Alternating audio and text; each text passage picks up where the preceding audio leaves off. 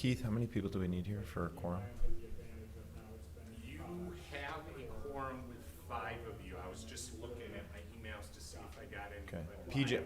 PJ can't make it last second, so Boyd, I have not heard from either way, and Scott either way. So, Scott, I would say, just roll. yep. Okay. If you want to kick us off with roll call, that'd be great, my friend. Awesome. All right, good afternoon.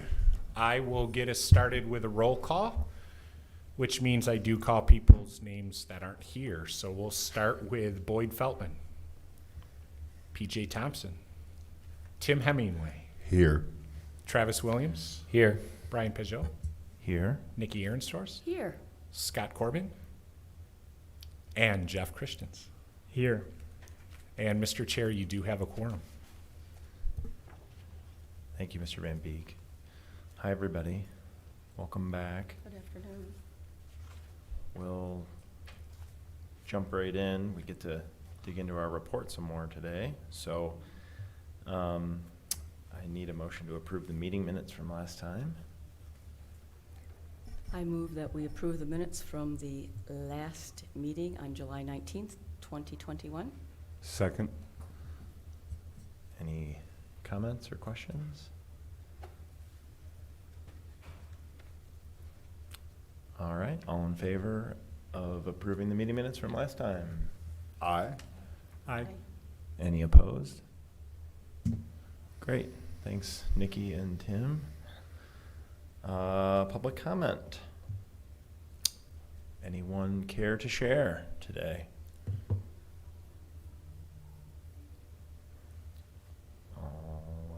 Alrighty, No, that's great. And, That's great. well, great is in moving right not along. preferred, but what it is what it is. Great, so a motion to acknowledge the online comments that have been submitted. Please. So moved. Thanks, Trav. I'll second. Thank you, Jeff. Any commentary or questions from the online submitted comments? I thought that was an interesting comment from Reinhardt, though. Very detailed. Anything in particular that you thought was interesting? Yeah, I'm not looking at it right now. Not on accountability, on his solution to purchase RECs and carbon offsets. Just a different twist, and I don't know how to evaluate that, but I appreciate that people are trying. Yeah, great. Alrighty, all in favor of, and what do I have to say out loud? It looks like Boyd Feltman's here. Boyd. Present. Thank you very much. And I just received a text from Scott, he's going to be a few minutes late. That is true. No matter You have if spoken he shows up or truth. not. Assuming he gets here, that is true. Okay. Welcome, Boyd. Thank you. Pleasure. All in favor of receiving the public comments as part of the official record of the meeting? Aye. Aye. Aye. Any opposed? Great, thanks. That was Travis and Jeff supporting. All right, we're doing it. Mhm. Do I need to pause with the technical opportunities? I got it. Got it? All right. So it's coming. I didn't get them properly set up today, so. We're just getting to the agenda, so anything that you want to pull up, then we can follow along on these screens. Got it. Cool, so where we left off last time was we're going to submit edits and comments of the draft report to Dave. Dave was gonna compile and regurgitate back to us, and then we're gonna take today and whatever else time we need to plow through it and come to draft level agreement. Correct? Correct. And what if we have more comments? Then today feels like a great day to bring that up. I'm happy to hear you say that. Thank you. I think that's literally what we're doing here. All righty. So, all right. Okay, so would we start at the top, or who has the best idea on how to go about doing this? So, I would suggest sequentially, start at the top and let's work our way through. yeah, I feel like before we haven't gone through those strategies and actions at all. And when we first, like the first couple rounds, so I think we for sure want to get those, but definitely if there are any adjustments or amendments to the goals and or targets, those would be probably the first things to firm up. So do we want to go through just goals and targets and then get on the same page there and then go to strategies and actions? We got to get through both either way, so I don't have Like, a strong I opinion. guess I'm imagining goals and targets probably won't, hopefully, I fingers don't think crossed, that those are moving a lot, no. won't So, move a lot. Yeah, let's just go through top to bottom. Is that good? Okay, Great. that's fine. Or Let's, do the goals first, and then we'll do the strategies and actions. That's your recommendation? I think that would go, because the goals and targets shouldn't really change at this point. Great. I'm At least not much, although I guess I made comments on them, but. Sorry. Okay. I love it.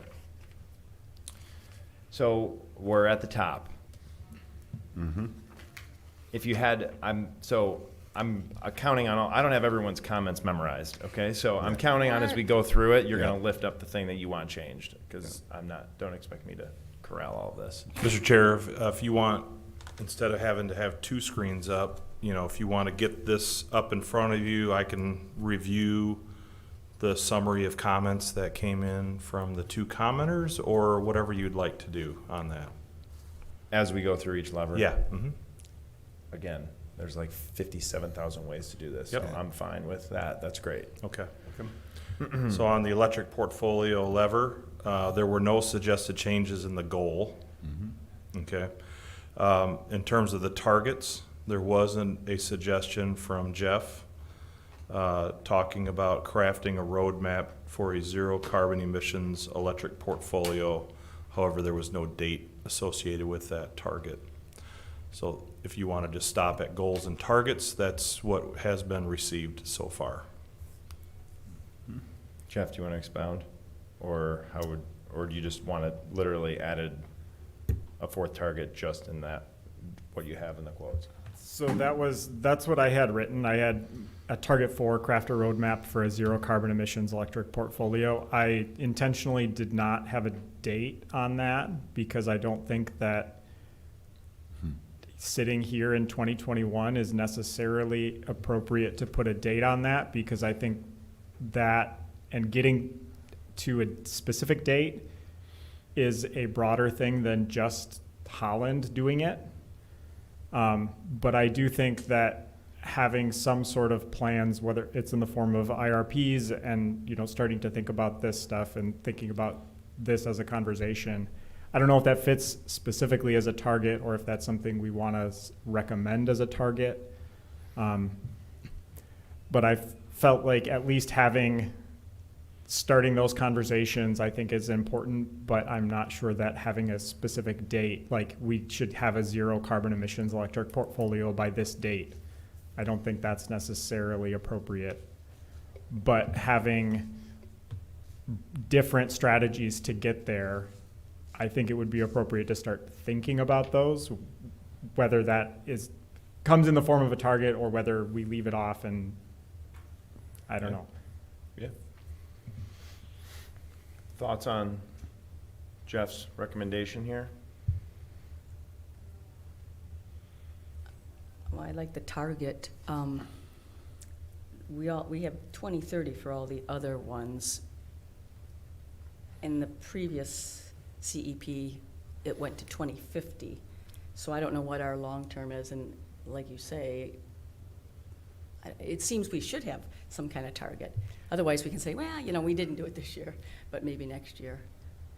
But I don't know what it would be, 2030, 2040? I mean, so I guess my perspective is that for any community, whether it's Holland, whether it's Ann Arbor, other than a couple very specific communities which have local resources to be able to do this without it being a broader thing. I don't think it's, Holland's going to be able to get to zero carbon emissions if the state of Michigan doesn't, or the United States doesn't.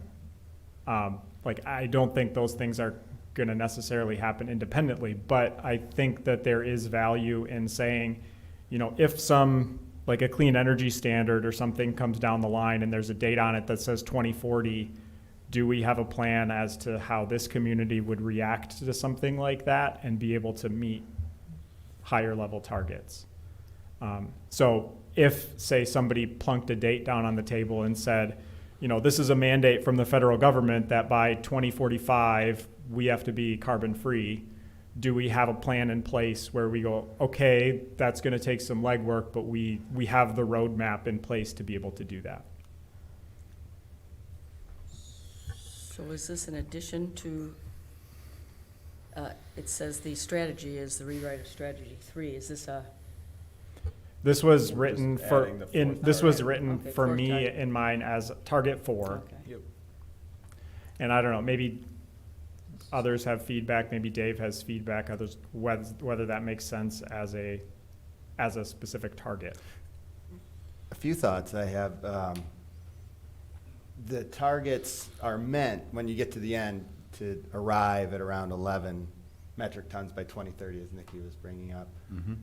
I could see something at the end in a different way to, since we do say align with current climate science, I think it would be, how would we reduce by another 50% by 2040, 50% by 2050? I think that would align with climate science rather than zero. So I would be more in favor of planting that seed if we're going to project forward in the future at all, because otherwise the targets were all calibrated, modeled. We had comments that we didn't want to deviate from the model. That were pretty strong comments, and now we're all of a sudden, adding that kind of a target in. And I'm not sure that does align with current climate science. I think 50% every 10 years does. How does that strike you, Jeff? Does that strike you as wildly different than what you're trying to lift up? I mean, so I'm not married to this as like, if this gets kicked out and we don't do it, I think that's fine. I think there is, so nationally there have certainly been conversations around, what does it look like to shift the electric portfolio of the country to zero carbon emissions?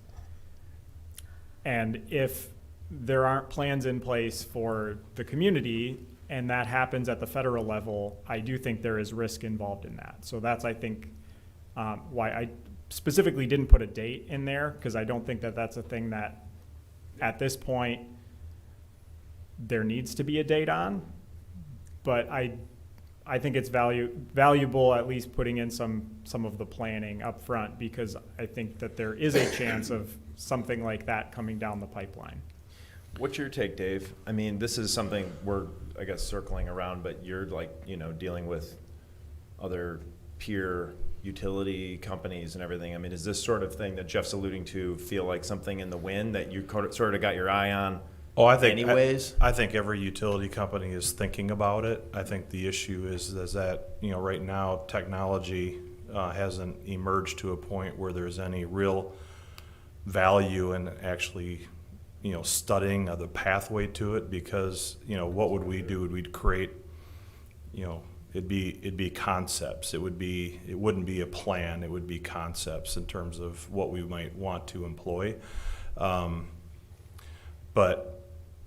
until that technology emerges to a point where you can actually put something concrete to it, I don't know personally, I don't know there's a lot of value in looking at something that's a target in this next 10 years to deal with that. I certainly think that near the end of this decade, we'll be probably spending a lot more time crafting that roadmap at that point, starting to really look in depth at what that is at that point.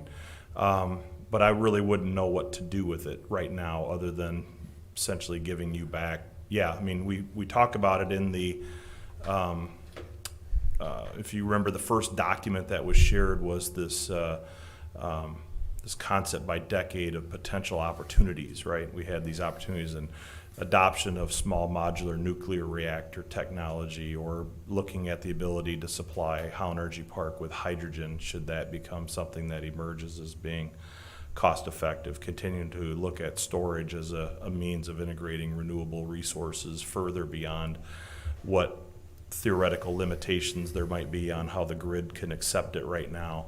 Those are all the strategies that we're going to be pursuing in order to find a zero carbon solution, and that's what every utility is looking at right now. But there isn't a whole lot of definition to what that means from a dollars and cents perspective, or even really technology readiness yet at this point. So I don't know what value there would be in creating it right now. It certainly is something that you're going to have continual work towards, and the next SDT that sits down, I'm sure we'll be spending time with it again. So I don't know exactly if a roadmap, if you want a roadmap, I can tell you right now that roadmap revolves around the advancement of storage technology, and it advances around the advancement of hydrogen as an opportunity to supply resources that can balance the grid. It has an appeal to me because it seems more concrete, and I just wondered if we could fit it into the initial goal and hold that thought for a second. Goal or target? Goal, the first goal, continue to shift Holland Electric portfolio. Okay. You could figure, shift the portfolio and use zero carbon emissions in there somewhere while maintaining excellence. I mean, it's an idea. We're aiming toward it. It won't happen in 5 years. It won't happen in 10 years, maybe in 11 years. But we don't know, so we don't have a date there. But it's something, and it doesn't have to be a roadmap, but a zero, continue to shift electric portfolio to zero carbon emissions. Somehow we can put that in that goal or one of these targets. Maybe What the first action would you want us to take? Yeah. Because, like you've mentioned before, you're updating, but you're not rewriting the community energy plan. So the goal that the assignment that you've had is what to do between now and 2025. Sure. Yep. And we can put it, I would like to rewrite the energy So- plan. I know that's not our. So I guess our my assignment. response to that, Keith, would be don't take actions that are in opposition to an ultimate goal of a carbon-free electricity portfolio. Mm. So whether that's named specifically, whether it's not, whether it's kind of named in the goal, I think is fine. I totally agree with Dave. This is still an amorphous thing. And that's why I specifically didn't put a date on it or really even try to put too much definition around it. But I do think, like, whether that's named specifically, but it would be in the next however many years, take actions which are not incommensurate with this final end goal. Can you just, and this, maybe this is just personally for me, what would be an example of something? Because then that's left for definition. So I don't, like, what would be something that potentially the city or the BPW that would do that would be in opposition to that goal? I mean, signing like a PPA with the natural gas new build instead of doing solar plus storage or something like that. Or locking into a long-term contract that 30 years from now, we're going to say, wow, I wish we could back out of that, but it's not. And I know that's not currently in a lot of the plans that are in place. Yeah, So, but yeah, within the goal, that's, to me, So, yeah, I get it.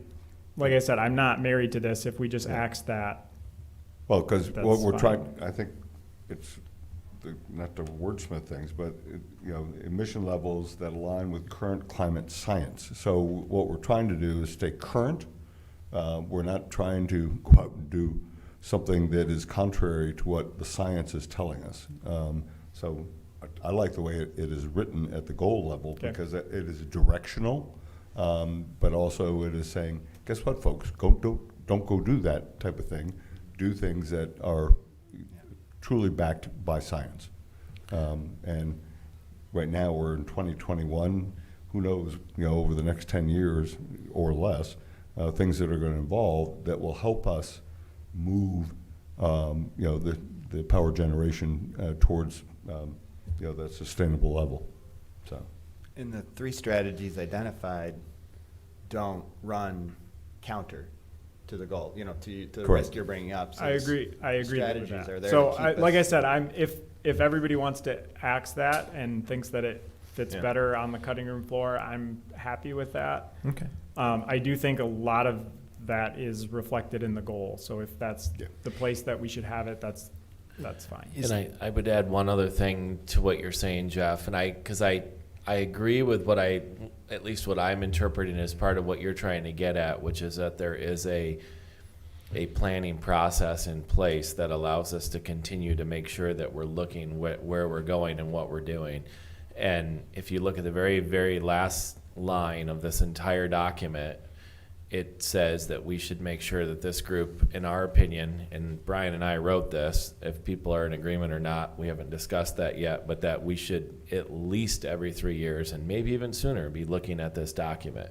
And that doesn't even necessarily mean you have to form a whole SDT and spend 9, 10, 12, 18 months going through some process like this, but it could mean looking at it and highlighting where there is something that is maybe, as what Dave just said, all of a sudden a new technology does emerge as something very useful, and you immediately can address it.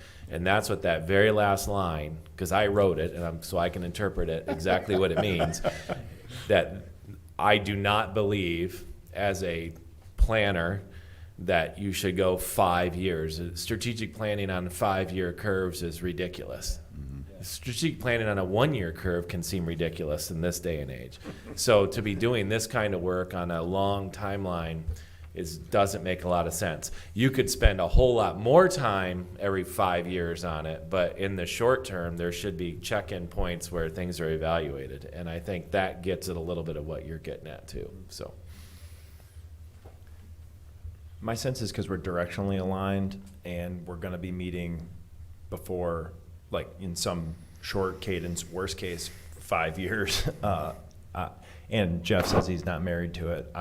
I would propose that we just leave it at, or leave your recommended target off for now, because I think we're heading there anyways, and especially with Dave's feedback around, like, this is stuff that utilities are looking at constantly. I think Yeah, I don't think we're going to I'm miss happy with anything that. by not having it in. I'm happy with that.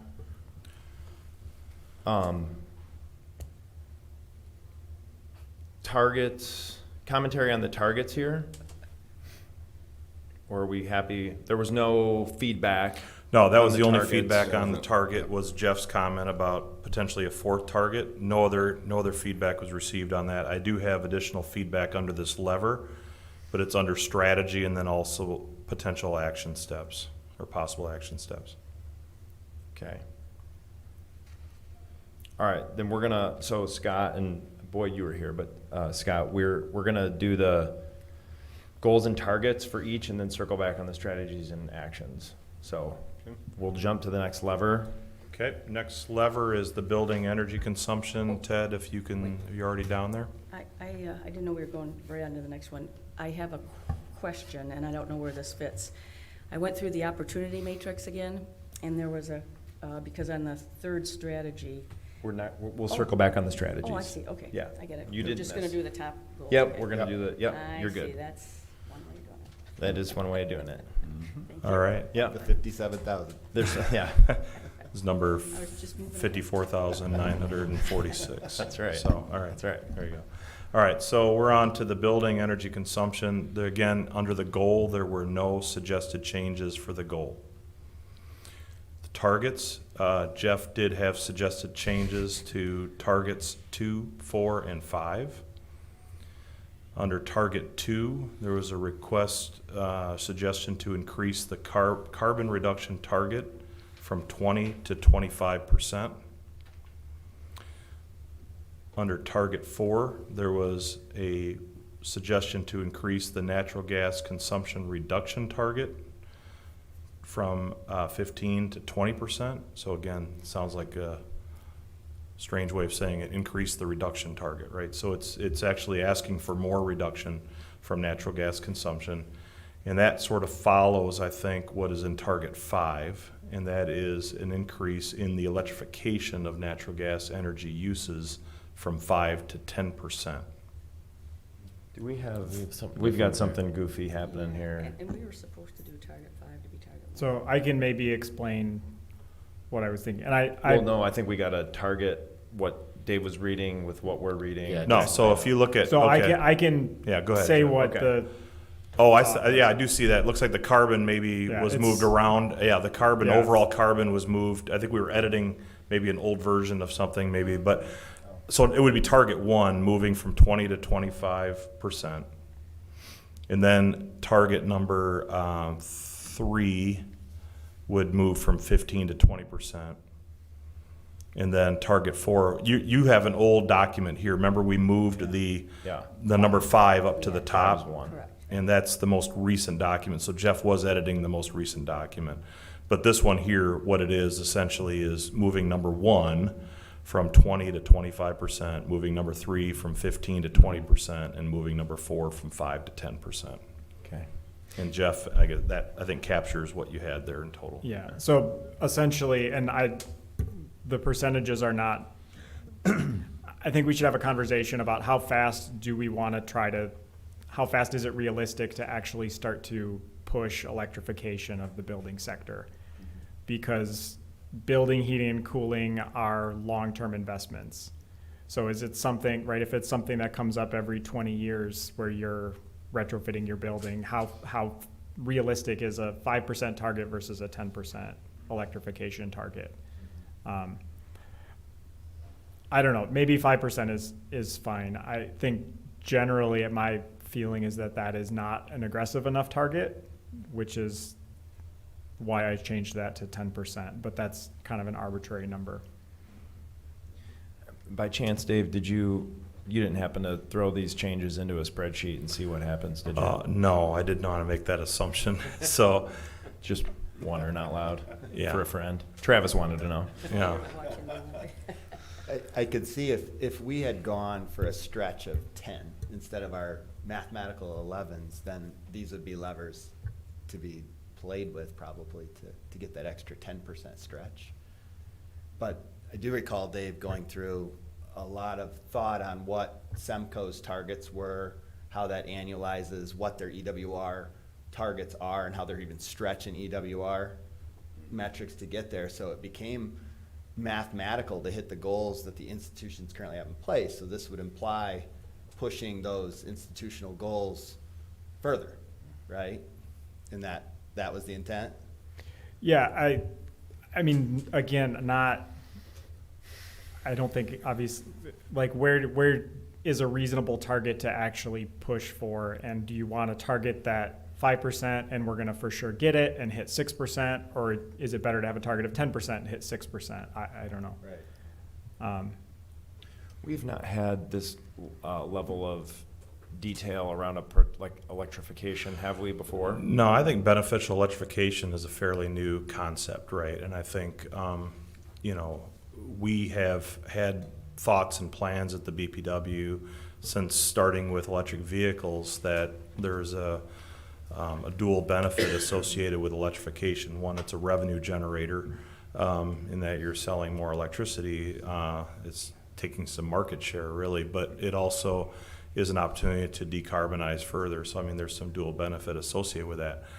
But personally, I think when you look at the amount of homes and you look at the what actually is a big consumer of, and Jeff's right, I mean, the HVAC equipment or the heating equipment primarily, whether it's heating water or whether it's heating your house, is a huge portion of that.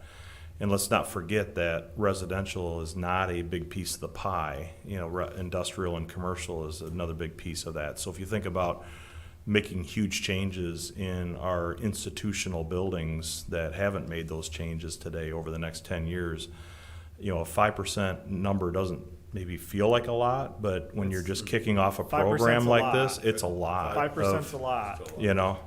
And so I just, want to caution that a little bit, that I think we've got something pretty aggressive here going on, just because, first of all, there's got to be the appetite on the user end too. And tell you what, people get comfortable with, cooking on a gas stove, or they get comfortable with how that forced air heat feels out of a furnace versus a heat pump. There's various things that are challenges psychologically even to overcome.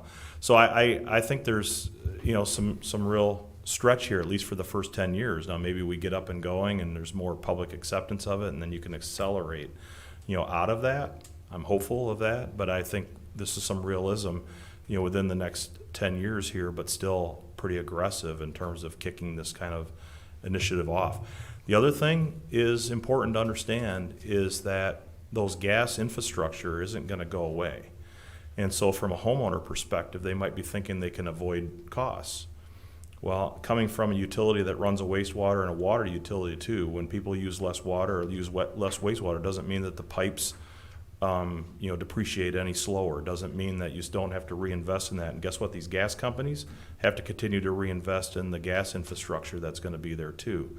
So just because you've started to electrify part of your uses, unless you're going to go all the way in a home, and totally disconnect, you're going to probably see rates go up on the gas side when there's more electrification, because all of those costs are going to be recovered over fewer consumption units. So I think it's important to understand the whole picture of this, that I don't think we really totally understand yet. And so, I'm just saying that I think it's a great thing to move into because of the dual benefit, and it's directionally a good way to go. But it's going to have a lot of challenges in this next 10 years. And that's why we have the education component. I mean, who would have thought that GM would be thinking about making electric cars at this point either? So I think that's we need this to be a collaborative thing in the community. It can't just be us and you trying to manage the money aspect of it and all the infrastructure. It has to be everyone doing their bit, and it will be difficult at times. We just have to acknowledge that this is the way the world's going to be. So I think that education component will be very important, and we'll have to factor that in. Yeah, I guess just some comments from me. So I think 10% would be, 5% I think is, I think that's an achievable goal. I think 10% would be very aggressive. But it's kind of like throwing it out there. Do we want to try to be aggressive, and then maybe we don't make the 10% goal? Maybe we actually make 5%. Or do we set it at 5% and maybe 5 years from now we adjust that up, or 3 years Or from 3 now years we from adjust now, that up? right. Yeah. So do we want to stay, like, do we want to, how aggressive do we want to set the goal today for 2030? Or do we want to set a strong, what I think is a strong but more conservative goal for 2030, and then give ourselves flexibility in later years to either ratchet that up or change approach? I don't know. So I guess that's, it's more of a, It's good. like, how do we want to frame this document? Do we want to make like achievable goals, or do we want to make more aggressive goals that maybe we'll have to say, look, 5 years from now we're at 0.5%, and then adjust from there accordingly? I'm inclined to go with the 5%, and we're on a journey. And hopefully, we're a lot more than 0.5% in 5 years. I hope so. 5% is going to be a real change. As Dave indicated, there are, and Nikki pointed out, the educational part, et cetera, and obviously the cost of doing so. If we can, again, this is a journey. It's going to be measured. It's going to be reviewed. And if we find that as a community that, boy, we got to 4% in 2 years, then then the next group or the continuing group of the SDT can take a look and say, wow, that's really cool. Maybe we should now move that up because we've gotten the ball rolling. I'd rather have something that's achievable, and it's going to be tough to do that. But as it's going along, if we get to a stage where we go, wow, it's really taking traction, let's move that goal up at that time based upon successes in hand, as opposed to having something that I think will be very difficult to reach in that short period of time.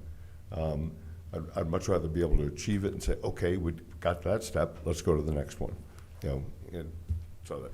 And so do you think that aligns with the first goal in the electric one? This goal would align with current climate science? Because I'm more inclined to be aggressive, because I think we need to be more aggressive. We need to make changes. And you can do it in a way that we're not going to fall off a cliff. And it is a journey. It is a journey. And it will go in fits and starts. It's not going to be a straight line. It'll be probably a more a cogwheel kind of thing. So pulling back out a little bit, just a friendly reminder that what we have in front of us is taking us from a goal of 10 by 2050 to right now 11 by 2030. Mm-hmm. And it is more aggressive than almost any other realistic plan with teeth to it in the country. Or so. We are awesome. Holland is awesome. Yeah, We are yeah. leaders. There's no So, doubt about it. My personal sense is because we have not been tracking this particular thing or naming a goal around it before, starting at all around electrification transition, you can't manage what you don't measure. Well, we're going to start measuring it. And that, to me, is the aggressive, that is the aggressive part of this, as opposed to it's a small number. We're going from 0 to something, which is the part that I think we need to get our head around and that we should be focused on and excited about. And then I think it's been articulated multiple times, if we got 5% in 2 years, then we would obviously hopefully people would be looking at it. I mean, this is revenue generation for the city. I mean, to Dave's point, forget about the carbon aspect. If we can transition 50% of the homes to electrification, that's good for the budget of the city and for the BPW. I mean, that's good for everybody, carbon aside. So I think that everyone's going to be pretty highly motivated to see that number grow for a lot of motivations. So that to me, if we had a number before and we were looking to go from 2 to 5, I think I would be more on your side of let's stretch it. But because we have not been tracking it at all, it feels like tracking it and then being willing to be more aggressive in a couple of years makes sense to me. But Well, we're talking about residents. Let's remember from electrical, and Dave, you correct me if I'm wrong, more than 80% of the power currently used in our community is by commercial and industrial. I believe that number has got to be somewhat in sync relative to natural gas. Yeah, natural gas is a little bit less, I would say, of an industrial, but there's still magnitudes It's of it. still significant. Right. Yep. So the biggest benefit we will get is getting industry and commerce saying, oh, gee, we're about to build a new building or renovate, et cetera. What are the things we could be doing to move from gas to electrification? So, I appreciate the heart of your comments here, Jeff, because the building energy consumption residential aside, just the commercial industrial building energy consumption is, I think it's 73% of our current number, and is where I think a lot of the opportunity lies. So I like the sentiment around like leaning into that. But I do, my sense is still we haven't been, like this is all much more aggressive than what's been done before already. So other thoughts on these target change recommendations? I don't really know what the math ramifications are of moving them from 15 to 20%. I think math, it's not a significant change in the overall carbon footprint. So I guess that's not the You were just leaning into motivation. wanting the numbers to be. But there is a revenue component of that to the city. So I think that is something that, if somebody is building a new building, if somebody from BPW says, hey, look at all these cool rebates we have to get you hooked up so that you're a natural gas free building, and look at all the benefits that they're going to be, and we'll help incentivize this so that it's no extra upfront cost to you, and you have lower operating costs, and you'll go, okay, I'll sign up. But if there's, so I guess, how hard do you try to push that? And maybe having a 5% goal versus a 10% goal, that doesn't functionally change what actually happens on the ground. I was going to say, I bet the programs look very similar. It's just an adoption level. So then, again, I guess maybe, kind of what I'm hearing is people would rather stick with the 5% at least for the near term, and I think that's okay. Because like I maybe said at the beginning, I think 5% that's a real shift. Yeah. Big time. Yeah. Yeah, just to, you asked about the numbers, 28% residential, 40% commercial, and 32% industrial on gas. So it's about a 72% to business versus on electric. If you look at the CO2 from electric consumption, 15% from residential and 85% from commercial and industrial. It's 27 commercial, 58 industrial. So there's still a fairly heavy business consumption use in natural gas. Not quite as much as electric, but it's pretty high. Yep. Yeah. Other comments on these recommended changes to the target levels in this space? Or are we leaving them as is, but having had a good discussion about it? Or are we? I would propose leaving them as written at this stage. Let's get traction, let's get things moving, and we can always adjust them up as we're going along. But we've got to get the community involved in reducing our footprint.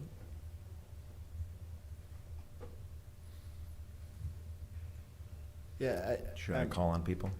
I feel I'm the interested same in hearing what everyone has to say on this, so. I was just scanning through, California has gone after this really aggressively. I was just looking through a San Francisco 30-page report they've done on just this topic.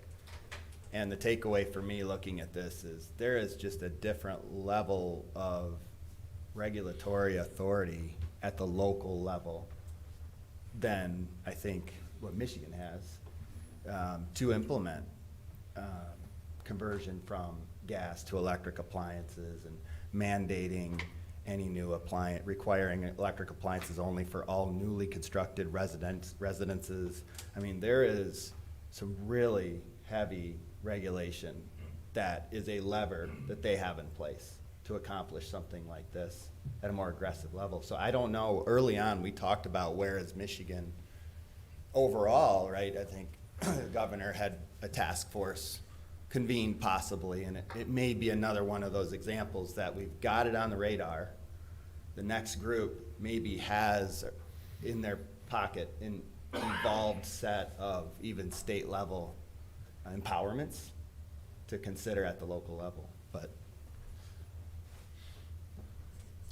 I know the building code is actually up. Well, so there's strategies, and we're going to come back to the strategies, right? Yeah. But Yeah. there's mixture of incentives, and then there are on the table for the consideration of the STT strategies that explore various mandates with regard to disclosure, and then mandates as it relates to natural gas free zones That's not mandating moratorium on natural gas hookups. That wasn't a strategy that was identified, and obviously you could play around with that as a group here to determine whether or not that should be. I'm making Keith cringe over there, but I think again, you know, that has to do with the willingness of council to actually pass an ordinance that would do that, and in the face of a situation where throughout the country there are state laws now going into place where that has been attempted to prevent localities from making those kind of changes. So, I mean, it's just the reality of where we are right now.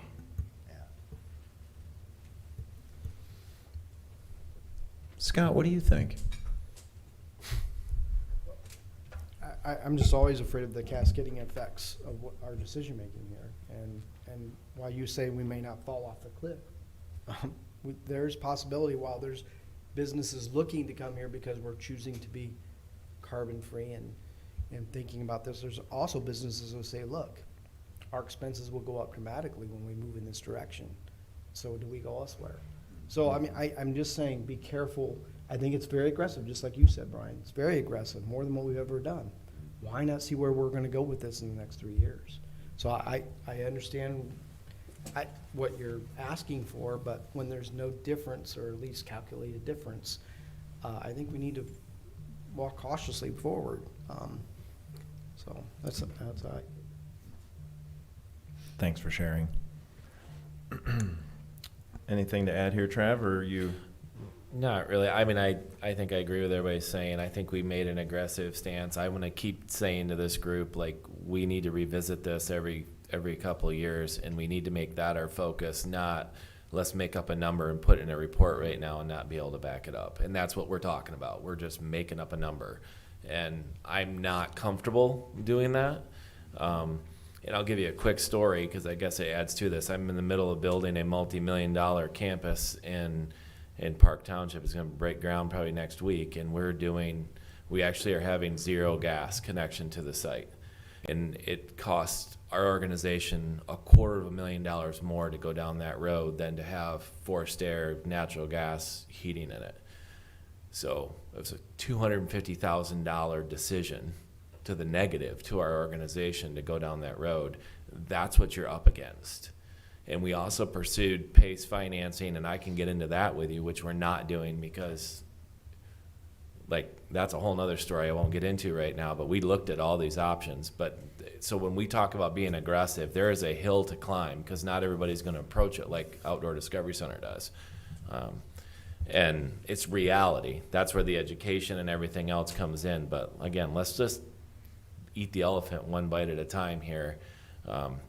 We are being aggressive. We are taking the right stance. We are making the right moves, and we can measure what we're doing. I hear everybody barking about accountability. You're not accountable if you just make a number and throw it out there. We're accountable if we have a number that we can measure up against and track. So that's what I feel comfortable doing.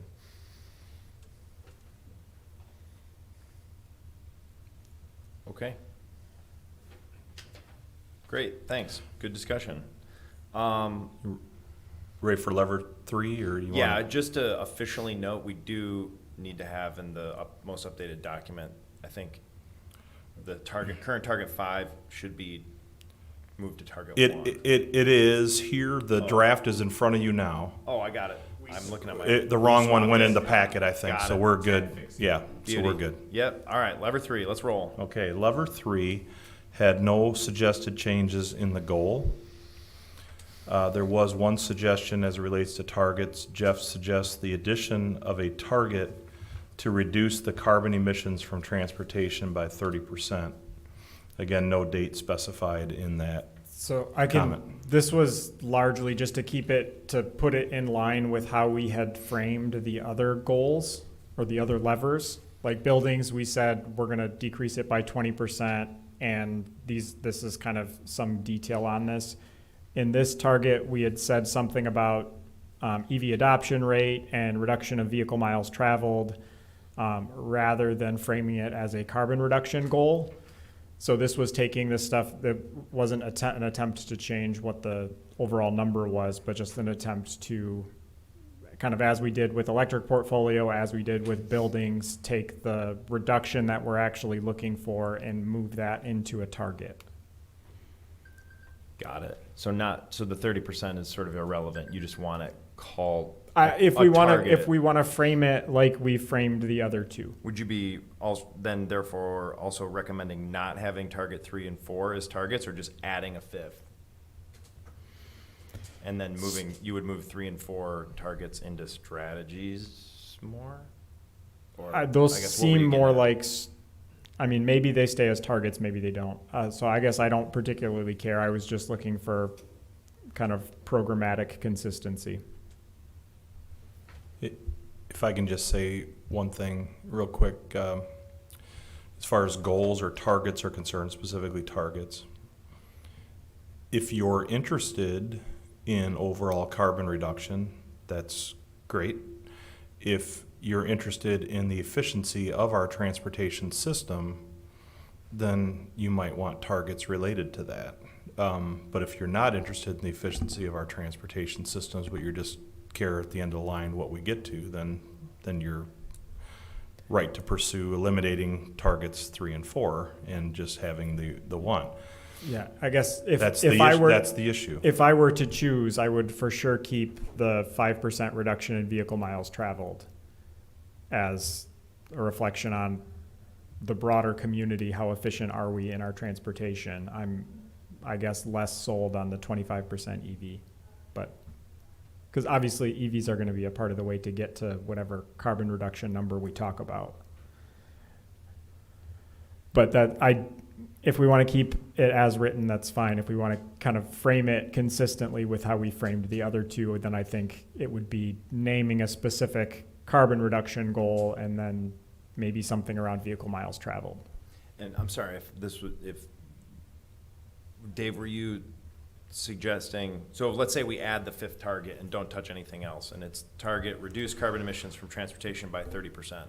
Is that in conflict? Walk me through it like a kindergartner. Is So that maybe in I'm on conflict with a something else? soapbox here, but I've talked about this before as well. When you go back to the community energy plan, the loading order was about efficiency. It was about being as efficient as possible and then supplying what needs to serve that need with the most carbon reduced or efficient source of supply.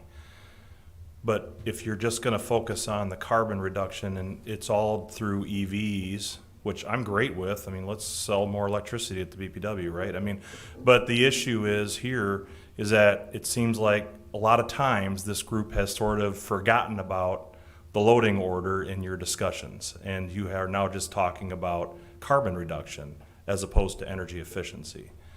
And as far as resiliency is concerned, because it's not just about the environmental impacts, but it's also about the financial impacts and the stewardship impacts, is that efficiency is the goal of our community plan, more than carbon reduction.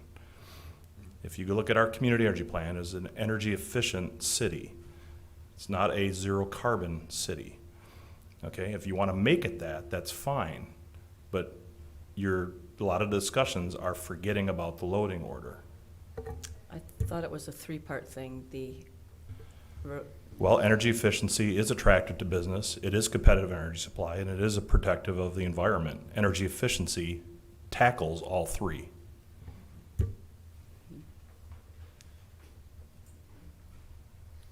I'll get off the soapbox now. No, that's fine. I don't, like I'm a kindergartner. I just need clarity around, so how is what Jeff is recommending as a 5th target in conflict, and how is it at odds with what you're lifting up? Like a kindergartner. I think Okay, it's because it mentions the issue here So it is, mentioned, It's because emissions it calls out that it's talking emissions. about versus efficiency and vehicle miles traveled. That's more of an efficiency concept because you're less inputs.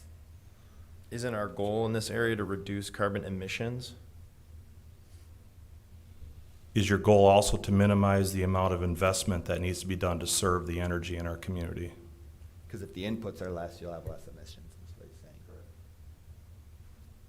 So less vehicle miles traveled is an efficient action.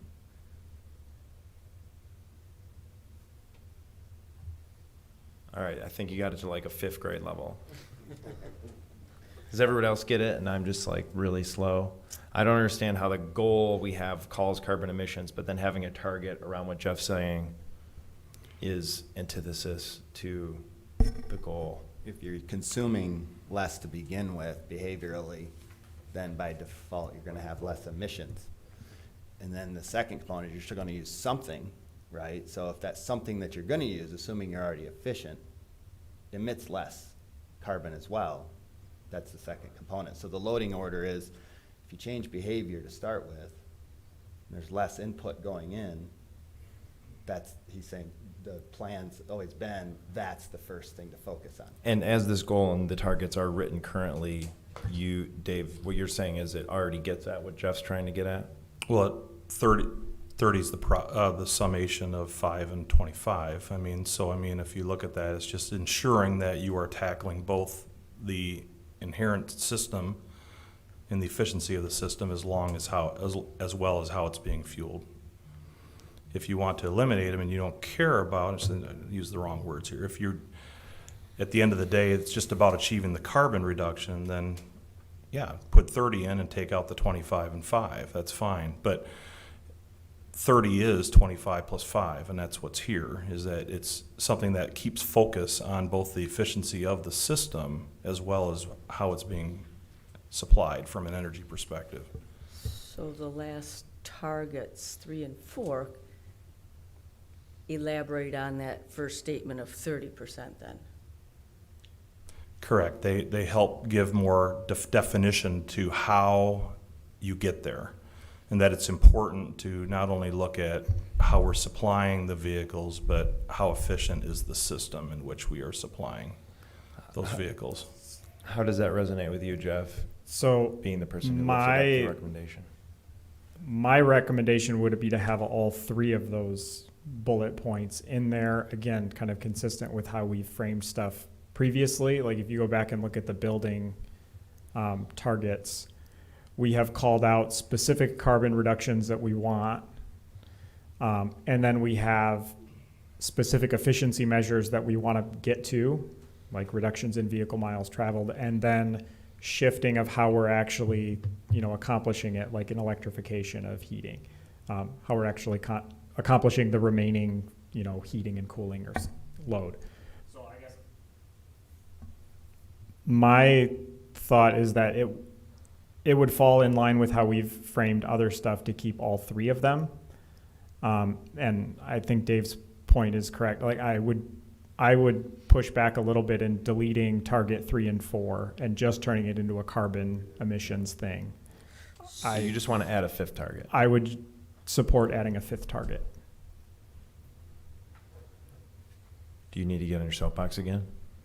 No, Okay. I don't. All right. I mean, I think Yeah. the issue was around, there was a discussion about deleting the other 2 and just talking about the overall carbon reduction, in which case, again, whatever this Got group it. wants to do, but, it's pretty Yeah. plain to see 25 plus 5 is 30. Yeah. That's, But I mean, that's if the idea of- that's where 30, obviously Yeah. that's where 30 came from. yeah. So the idea of getting rid of 3 and 4 is what got you going. That makes, all right. Okay, I just needed to I mean, know, on I my, just needed like, to name what was going on right there. on so my that- revised sheet, I have now 3, 4, and now 5, which is the summation of 3 and 4.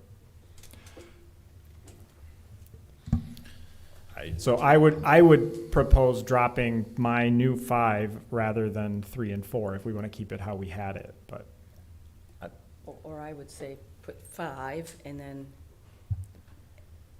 A, number 3, B, 4. That's how you achieved it, if you needed that explanation, since we're all somewhat in kindergarten.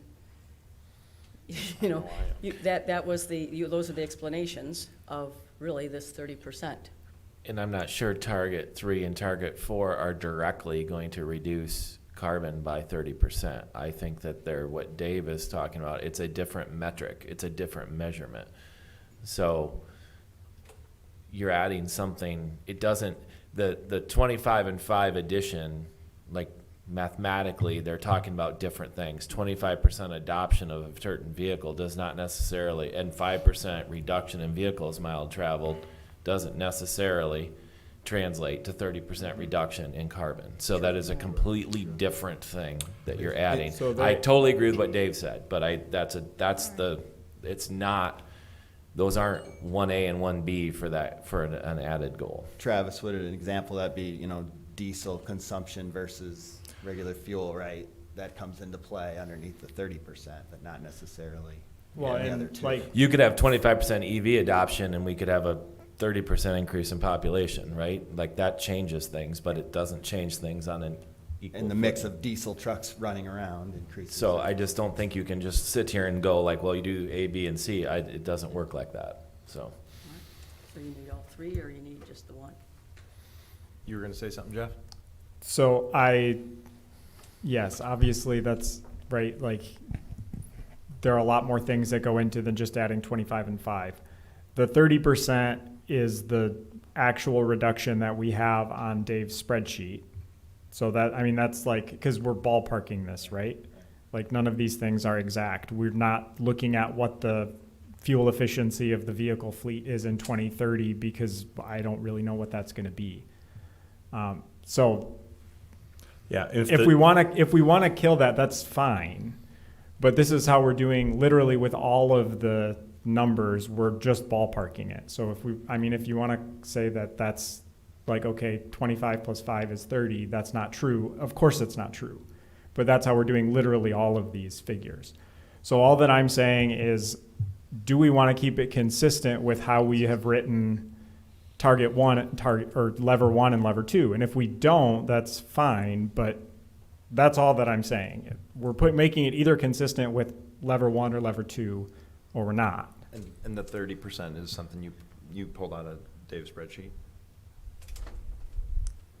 Dave? Yeah, he's right. I mean, if you look at the assumptions that are there, you know, we've got the previous work in 2018 being multiplied by 95% to respect or to represent a 5% reduction in vehicles mile traveled, and then we've got essentially another 25% coming out of that based upon the adoption of EV and the assumption that those that adopt EV are going to also try to supply that with as much renewable energy as possible.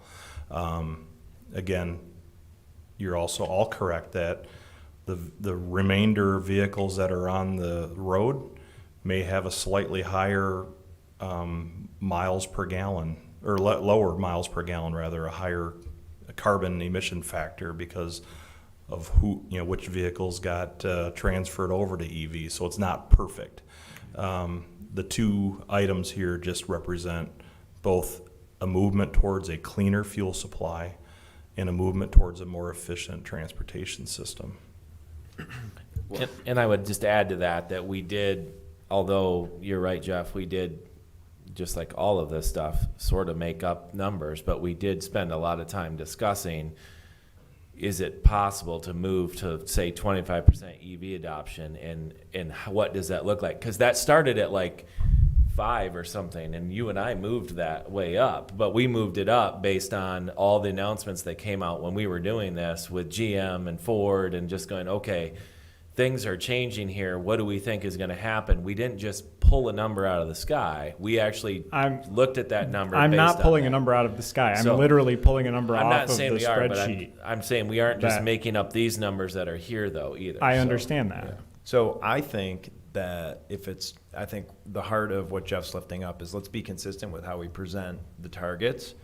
And we're not trying to take the loading order out by removing target 3 and 4. You're just saying, hey, like, we're calling this other thing out in the other one, so let's just call it out in this one. And if it's in Dave's spreadsheet, then I'm fine with what Jeff's recommending.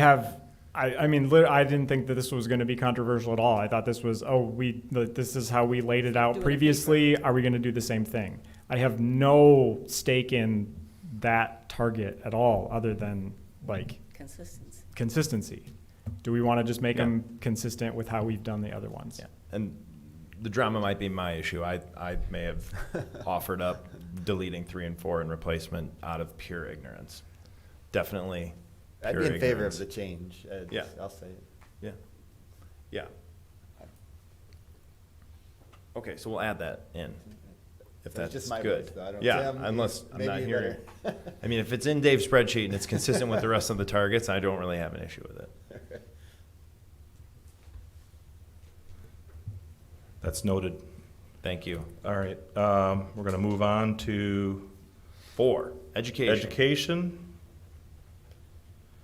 Good news. No goal changes, no target changes. Anybody have anything to add? Okay. 5. Good news once again. No goal changes, no target changes. Great. Okay. Do you want to review anything with regard to the narrative and governance recommendations considerations section before going back to the strategies, or do we want to? I want to go back to the strategies Okay, because we very keep good. skipping over them every time. Very we do good. this, so let's Okay. go back and do it. All right, we're gonna move back to the electric portfolio then, Ted. And under the strategies, first of all, this one suggestion here in strategy 3 was to add the word incentivize in the description of strategy 3. Essentially, it would read something along the lines of ensure the value of solar is properly represented through incentivizing the distributed generation program, or if you want to look at the specific one, it was in the actual packet as well. Let me pull that up because I've got Jeff's comments. I could pull it up here, Ted. Yeah, I have it pulled out. Oh, you have it? Do you I want had to read written, how I you had wrote it? written incentivize distributed generation by Thank you. ensuring that the value of solar is properly represented. Yeah, there we go.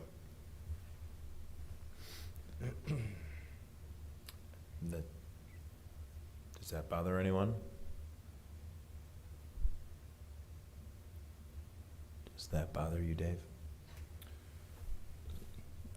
I think either way, Just for our feedback, not for your permission? the whole idea of evaluating or ensuring the value of solar is properly represented, it's going to be represented through either rate structure or through potential rebates or incentives.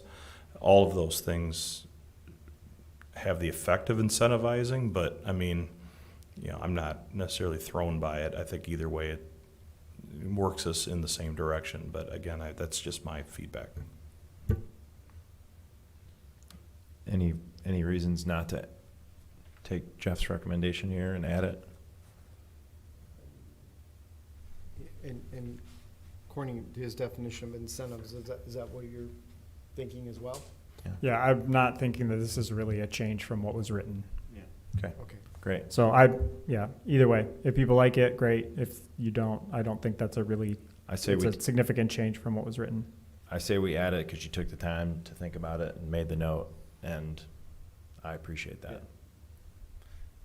Brian, under strategy 1, this goes back to over a month ago when I'd submitted some comments. It was more of a question for Dave under the second bullet, investigate potential for local solar and storage pilots. Is that the word local or versus scaled? I think we learned a long time ago that matters. Is this really intended to be local or scaled? A word we're missing there. Well, I think the first bullet, layering in solar and or wind purchase power agreements, is going to be the scale Scale. portion of that. The local, when you use the word pilots, there's the whole idea of figuring out how we're going to turn a intermittent resource into something that's more dispatchable.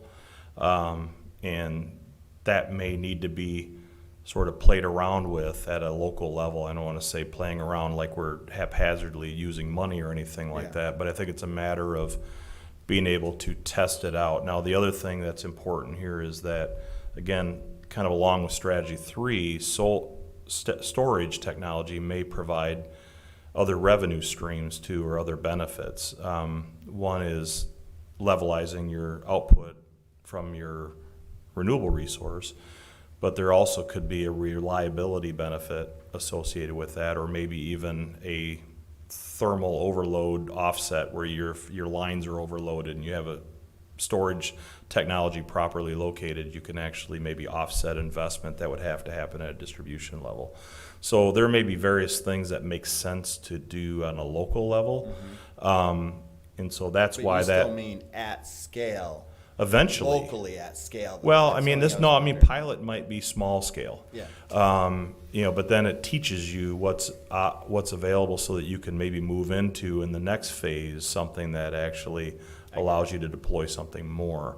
But it's kind of like electrification is brand new. Well, so is really integrating storage technology on a distribution level. So is there, what kind of value comes out of that? Well, until you go through the effort of putting that in place and, you know, seeing what comes out of that, it's hard to really know without going through that and learning. So that's the idea behind that potential action step that's there. That helps me, thank you. And there are other comments on potential action steps if you want to go back to that as well. I want to hit strategy first, and then, but there are some other suggestions under the potential action steps for lever one. Gotcha. Sorry for jumping ahead. No, it's good. Yes, Nikki. So when this is, look at strategy number Nikki, is your mic on? It is not. Thank you. Strategy 1. No, strategy 2. Adoption of electric renewable energy rate among all customer classes, and that is industrial, residential as well. Mhm. Okay. So is this where, as I looked at the opportunity matrix, is this where in that it mentioned that the solar buy-in is still, customers are not quite sophisticated enough to figure out and work with their own solar roofs or whatever. Is this where that would fit, or would that be part of your energy literacy part in the education?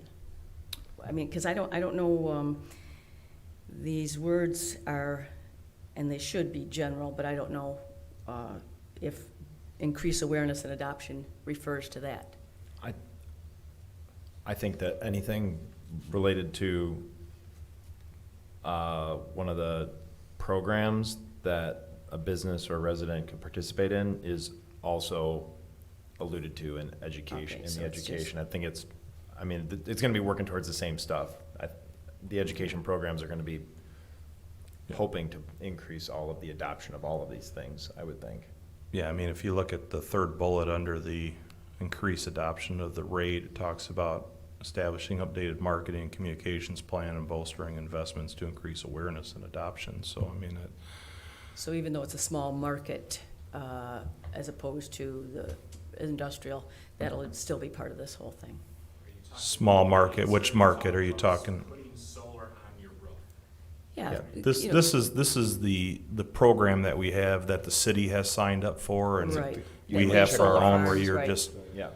and I think others, maybe even this group recently have as well. So, yeah, calling out people by name there. So, and, so that was the ease of just, electing 100% of your power to come from renewable. That's an easy way towards people moving in that direction. So it was a specific strategy that has been called out here. Okay. And, yeah, Thank you. yeah.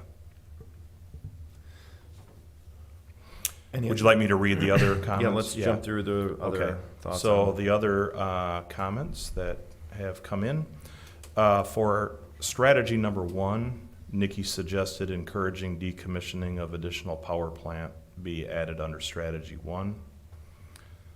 Jeff suggested that under potential action steps, that under strategy 2, investigate time of use renewable energy rate to shift customer demand and lower costs be added. And then under strategy 3, Jeff suggests that leveraging the home energy retrofit program to enable the installation of residential photovoltaic systems through multiple local contractors be added.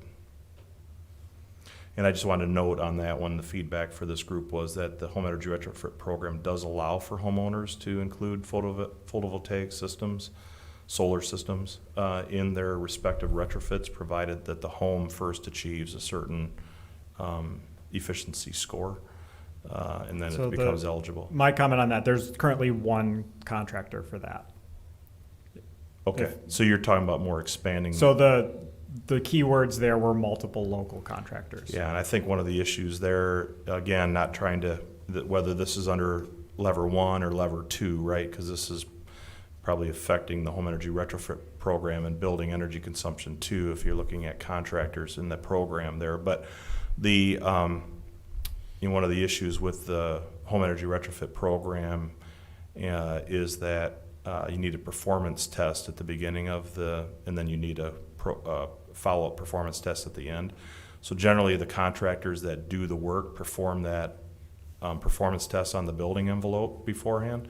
So, I don't know how many solar contractors get into the business of doing a home performance test. So they could always sub, those contractors could sub to That's how it West Michigan Glass Block or somebody like that. It's currently, how the program is currently designed, at least my understanding of it from the information that I've seen, is that the one solar company that you can go through is a sub for one of the 3 main contractors. Yeah. And I don't know the details of it, and I'm not sure if this fits but obviously it would expand accessibility of this program. I'm talking to somebody who's tried to use this program and didn't, having more contractors in play, whether that's for solar or just generally for the program.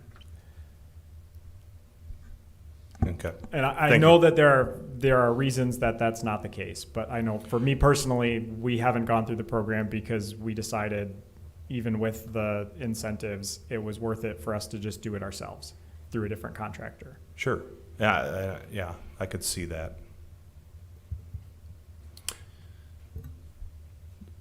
Do you mean to Is go that back to the too- beginning of Well, let's just talk about that third one and decide Okay. on it one way or the other, and then we'll go do Nikki's and then Jeff's second one, since we're talking about it.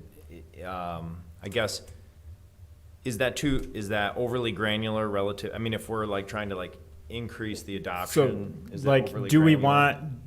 want to track like how many solar installations have been accomplished through the home energy retrofit program, and like use that as a number that we come back and say, hey, we've done 2 in the last 5 years? We do have that. We So, do have yeah, that the already? on-bill, or not to say the on-bill, the home energy retrofit program does also identify the amount of what measures have gone into each retrofit. So we do Okay. have that, and that's something that would be That on makes our- sense. Yeah. Okay, so, I mean, maybe we just axe it. I do think it would expand, the possibility for that program, but maybe that's not the place for it.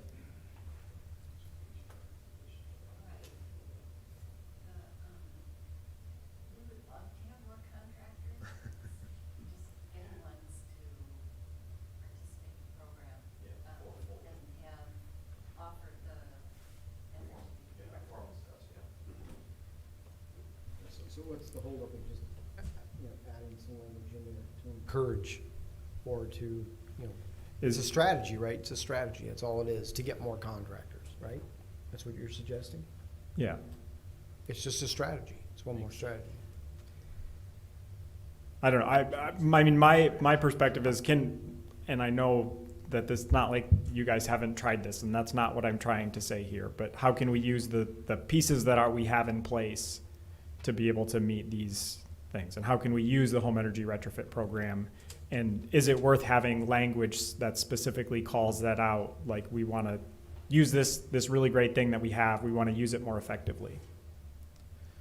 Yeah, I don't think there's anything wrong with the language. I mean, it's going to be, something that I think, and what I'm hearing Ann say is it's been encouraged, and we've been trying to figure out a way to get more contractors involved with that. Right.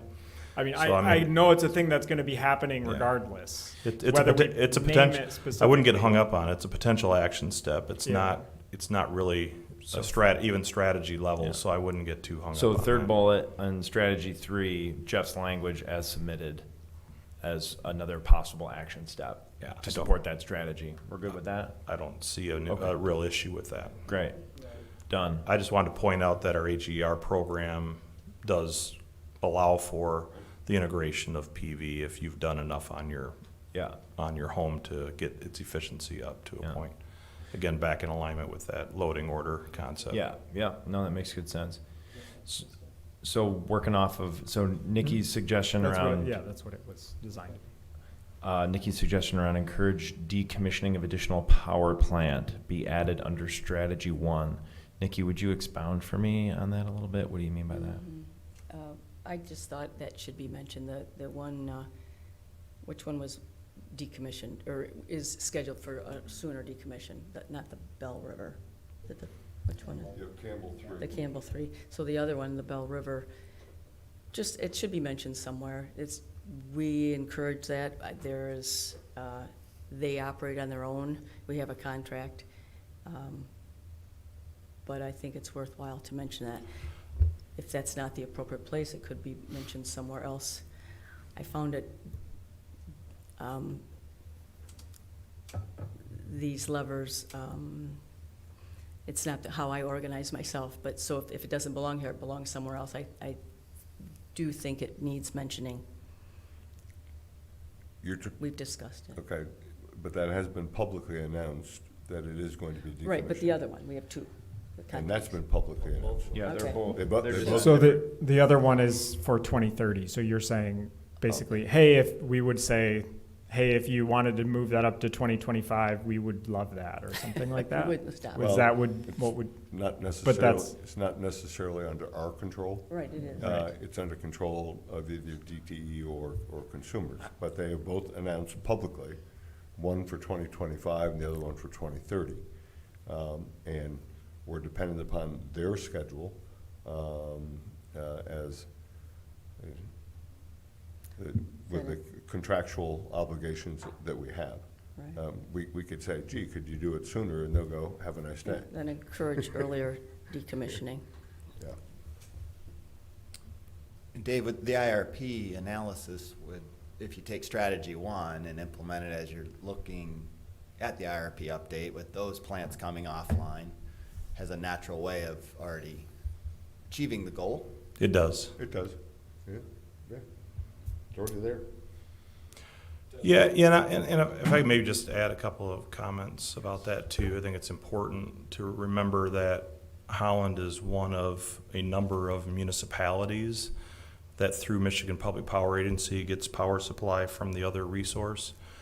And some of these other communities depend very significantly upon that resource to meet its needs from a financial standpoint, as well as ensuring service to their respective customers.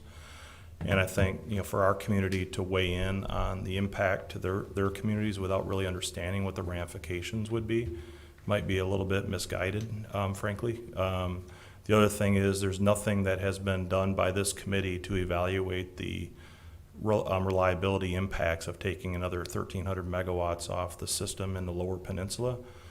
So unless this committee is willing to do that kind of study, I would really caution against making that kind of statement in a report. My sense is since they're both publicly announced on a decommissioning schedule, and the fundamental essence of this entire report is such that if they asked our opinion on if they should decommission it in 2028 versus 2030, we would probably say, yeah, that sounds great. But I don't know that, I don't know what we're gaining or changing by adding any other language. Well, because we already baked in the cake that they're out and sources of renewables are in. That's the math. Right, it's already there. It's been baked into the 11, right? Yeah. Is that Well, that's. make I sense? had or- to bring it up. Yeah, you had to bring it, okay.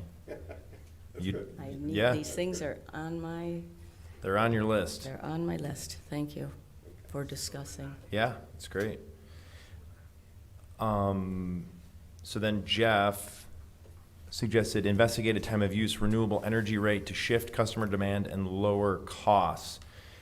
Personally, because the language is investigate, I have no issue with that being a possible action step. So I have no huge, so I don't know if this fits here or not. But would it make sense, or would it be a possibility, like for me, I would say yes to signing up for a program like this. If instead of, 1 cent per kilowatt hour, if it was a half a cent per kilowatt hour, and then in times of high demand, you said, hey, you have to shut off your air conditioner, I'd say, oh, fuck, that's fine. So if there is, I know that some of the demand shifting programs and demand responsiveness, those programs have been implemented other places. Is that something, maybe it's something, we don't have enough renewables on our portfolio.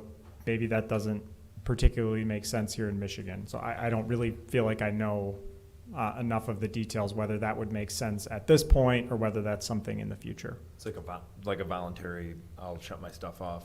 Yeah. I mean, that's pretty, do you guys have that for industrial? I know it's common in DTE and consumers to have big industrials on those programs. Yeah, if we were needing new capacity, that would be something that we would probably look to implement. But because we have enough capacity to meet our needs, plus we're supplying, some others that, that's part of that wholesale net benefit to the city that we've discussed associated with the sale of capacity to other municipalities, more specifically. That's the value. That's the value. So if we were to incentivize that, it really is to lower their peak reduction, provides more opportunity for us to sell to others, as opposed to maybe having to build a new plant. And the cost of building a plant is usually a little bit higher than what the cost of that bilateral transaction is for the residual. So there's maybe some opportunity there to do that, to shift demand. But it isn't necessarily going to shift your overall energy use. It's just a matter of you're using it differently. And sometimes you're using it more. These demand programs, tend to, for example, hit your house with a bunch of cold air from 10 a.m. to 2 p.m. and then you hit this peak period and they shut it down. And then you fire it up again after 6 p.m. after that period is done. And then you're hitting it again with a lot of cold air to cool your house back down again. I don't know that uses less energy at the end of the day than keeping something more consistent through the day. But you do avoid your peak. So, I mean, if you're interested in peak reduction strategies, that's great. If you're interested in energy efficiency strategies, I don't know that is the proper program.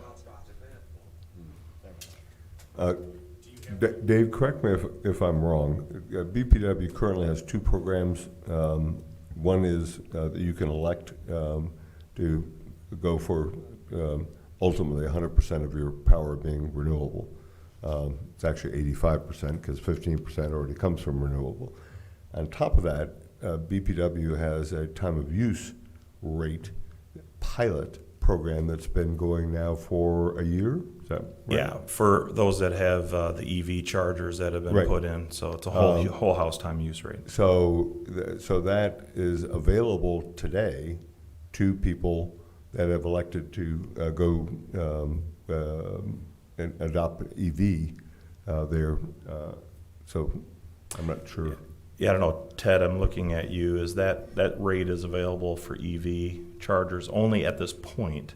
Correct. But it is something that, Jeff, to your point, we may be looking at doing something to implement that as an optional rate for people going forward, regardless of whether. That's essentially what this is saying. Like, trying to shift the demand curve. Yep. But I don't know that shifts the portfolio, so maybe that's a strategy under number 2, under building energy consumption. Okay. But because it's not going to necessarily shift the portfolio, it's more a matter of when people are using it. And I still go back to, I don't know that demand reduction strategies ultimately are the most efficient because you tend to have to make up for that situation when you've shifted.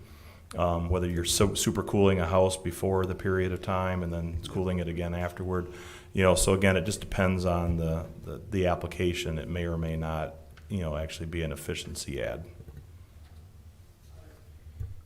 Jeff, was it meant to align to target number 2?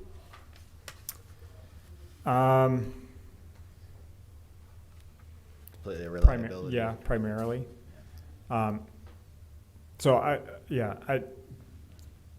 Is this something for, I don't know.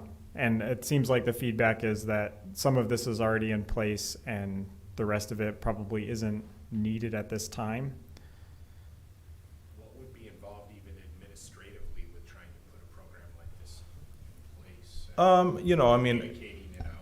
Well, the communications and marketing of it and things like that, but I mean, beyond that, if we were to actually get involved in any active demand management, because that's, for example, that's what Google is doing right now through their Nest, thermostats, and that's the program that, for example, an investor-owned utility in the area is doing for their demand management, is they are looking at, activating that supercooling of a house before a peak period, and then recovery of the cooling again after the peak period is done.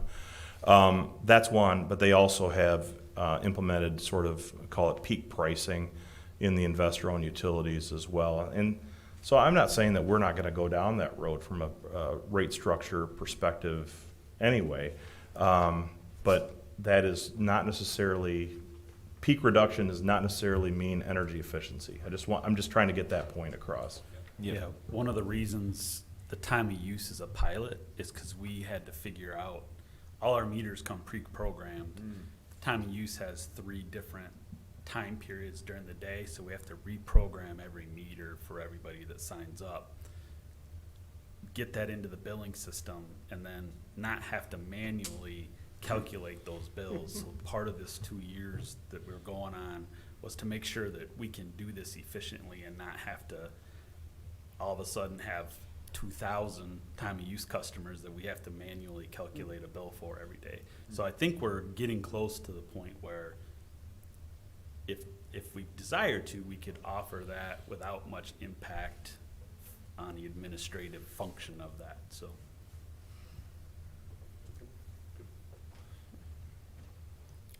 So we're not going to add anything off of that at this time, for those good reasons and another good discussion.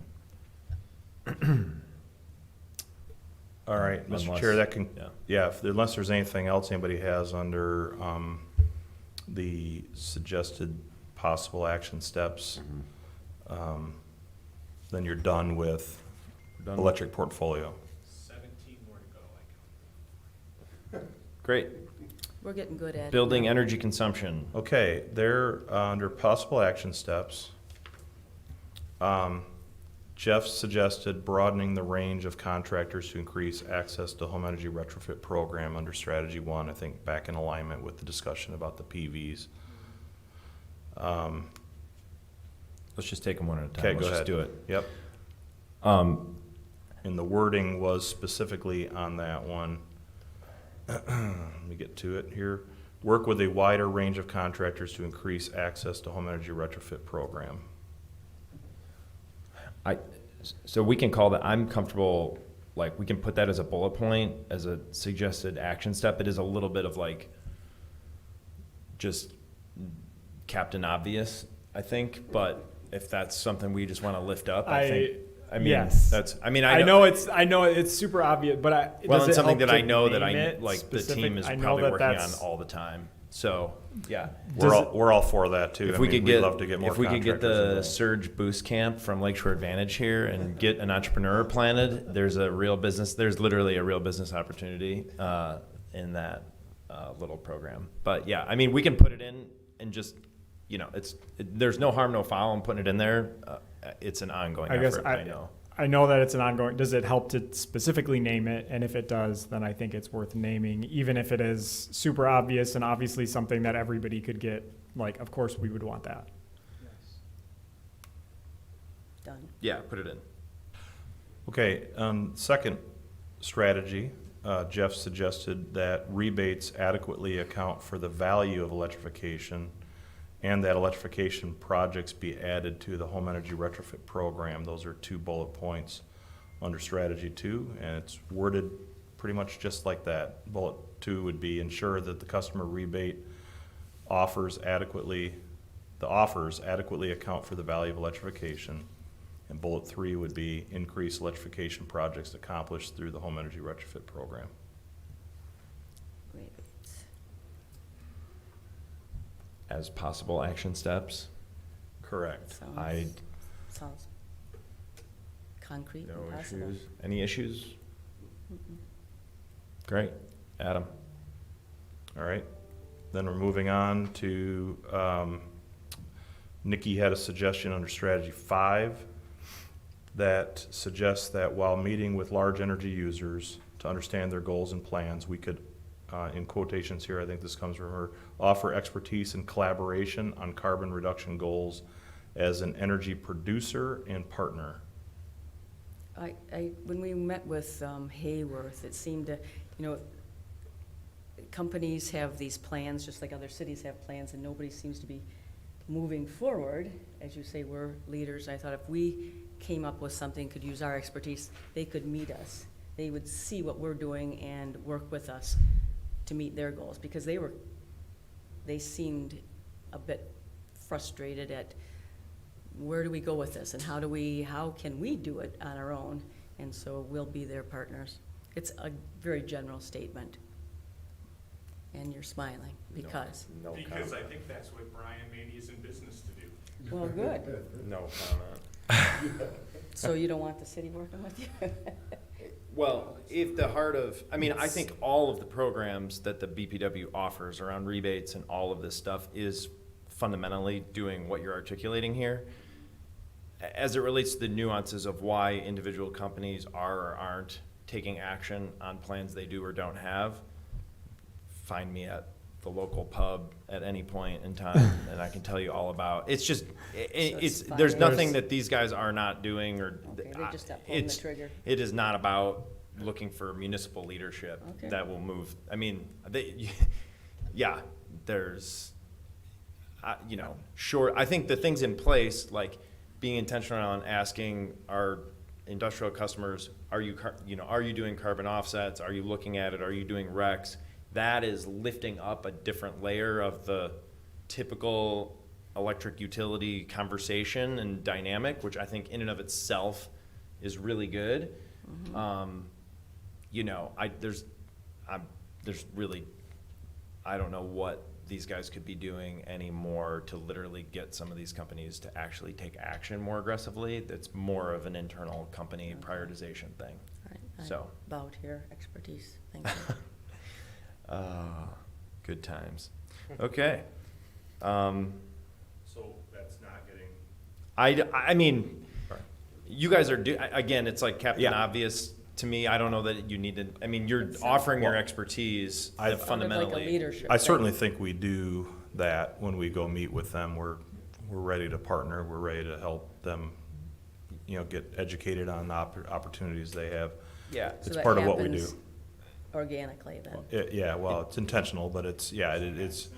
yeah, it's Program. yeah. It's program. I mean, it happens, like you have stated, our sustainability program is, Yeah, it's by creating Ann's department and creating somebody that works with, for us under her, to actually work with our industrial customers as an energy efficiency engineer as opposed to outsourcing it. It's things that we've done along those ways that have helped create more of a partnership environment. Yeah. So I think it is been something that's been intentional strategy that we've implemented and continue to work towards. We Um, also yeah. have a key accounts Yes, position. absolutely, that, every year when we have touch base with, that's always something that they're reminded that we can come in and do for them. okay. Yeah. And so that doesn't need to be mentioned. This is the kind of stuff that doesn't need to be mentioned. I don't think it. Okay. We can. Yeah, I don't think it needs to be mentioned All right. myself. So that's. Yeah, I think it was a little bit dissimilar, frankly, from the strategy level discussion, which is about disclosure of energy and carbon performance targets, I think, or, Yeah. so I would, Yep. so, if you look at number 7, strategy number 7, again, there was a recommendation from Nikki to provide some benchmark studies as a step towards that creation of a potential ordinance for natural gas-free zones, which I think certainly makes sense. If there are other communities that have done it, we would provide that as part of the process of researching similar communities and, form the basis of a concept document. I got to believe that is going to include the benchmarking in there. Yeah, part of the research, right? Yeah. That's what you're saying. I think it would be, but if it needs to be clarified, I don't think either Keith or I would have any objection to that, but it's, I think, embedded within that concept of researching.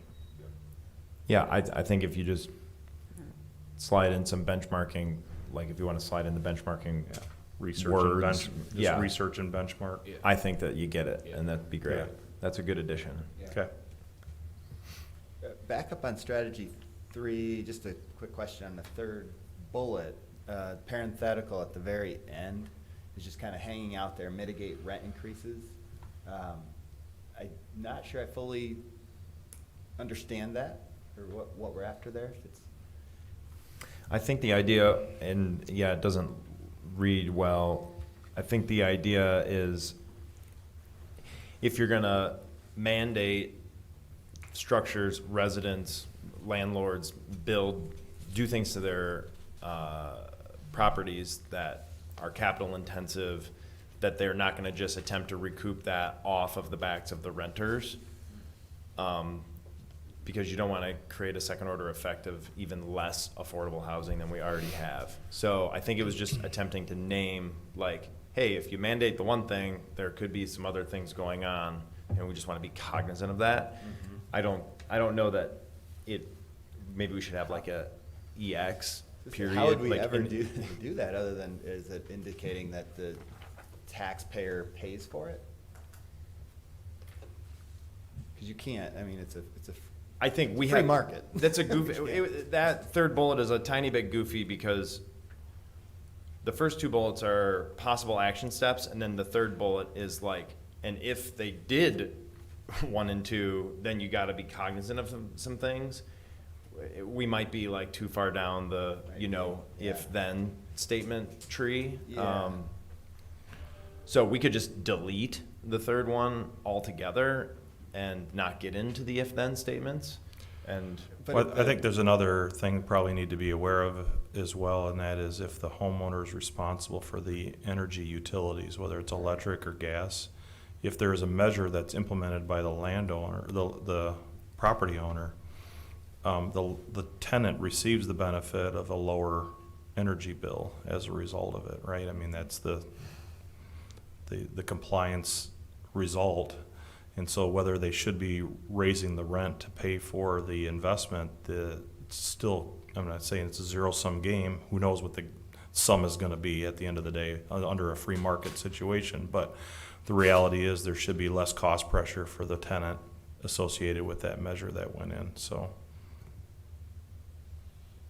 If maybe the spirit was to have cost of compliance in mind, or, clearly understanding the implications of cost of compliance, something along that line? Yeah, I think that that's the heart of it. As I'm rereading it for however manyth time here, I would just move to just strike the whole third bullet and leave the first two and let things play out as, You're doing if then, yeah. if we're just possible action steps. Yeah, Yeah. and for sake of just reminder, context, folks, like we're talking about possible action steps, that there's a whole nother group of committees that's gonna go, and you're wordsmithing in deep detail. right This now. is more of I wanted it stricken, but I wanted to get there, because I think it is too detailed. It's a free market. It's charged. That sentence is charged. And yet, as I look at this, just like, we've been doing a lot of some Captain Obvious things, it's nice to mention that we are thinking of what could be an equity issue. We are thinking of homeowners, renters, people who rent, and different circumstances. If we do somehow, either legislatively or at the city level, do something with retrofitting a building, and then the landlord passes the costs on, and, I don't know what we can do. I just think in the spirit of consistency, I don't know that we're doing this a lot in any of the other ones where we're saying, and if you took this possible Oh, action right. step, We're gonna then get you that. have to watch out for these other Okay. things. It just seems like way down. Drafting of the ordinances will take care of all of that. Yeah. For sure. Okay. So I just say we In delete general. I think we just Okay. delete the third bullet. Then all of these, just council will take care of it. Delete third bullet. So delete Don't lever worry, the 2, little strategy 3, bullet 3. Yep, That's, yeah, yep. onward. And that we completed building energy consumption. So we are into transportation. Okay. And we are at strategies and action steps again under strategies. No new strategies were suggested. Nikki suggested that the strategy recognize the existence of a plan, but that there's an opportunity to expand that plan. She also suggests the plan consider the coordination with new residential developments. Oh, yeah. And specifically, looking at how that took shape I here a just think, minute. although transportation, again, is a smaller sector, it's so visible and obvious, I think we ought to, this would be an easy one to get the idea of energy and carbon reduction, et cetera, into the public's mind. This is written under strategy 1. You can, if you have her comments from the email, it reads this way under her comments. Develop in partnership with Macatawa Area Express, Macatawa Area Coordinating Council, Lakeshore Advantage, and other community stakeholders, and expanded, that's the insertion, community mobility strategic plan, and then comma, coordinate with new residential developments.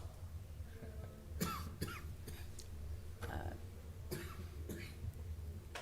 you speaking to like adding may- additional walk paths and things like Uh, that? Or If it's under electric and transportation, then it This is transportation, Yes, strategy then 1. it's, as developments are created, have charging stations there in the development. And maybe that should be under 2 instead, but we just have, as we create these, as more people will be driving electric cars, we need to have charging stations. And just like we have different requirements for new developments, as life goes on and becomes, things change. Are we asking for specificity under what that strategic plan would contain? Because there's going to be a lot of elements to a strategic plan that's created by a group of stakeholders that have been identified under strategy 1. And one of those is going to be probably coordinating with new residential developments, but there's going to be a whole host of strategies under that plan. So is it important to call out one specific one, or is it good just to leave it as it's written under strategy 1 right now, recognizing that there's going to be a lot of strategies that get developed? I guess that's maybe the question for the group. And maybe that comes under Jeff's action steps, public and private chargers under strategy 2, I don't know.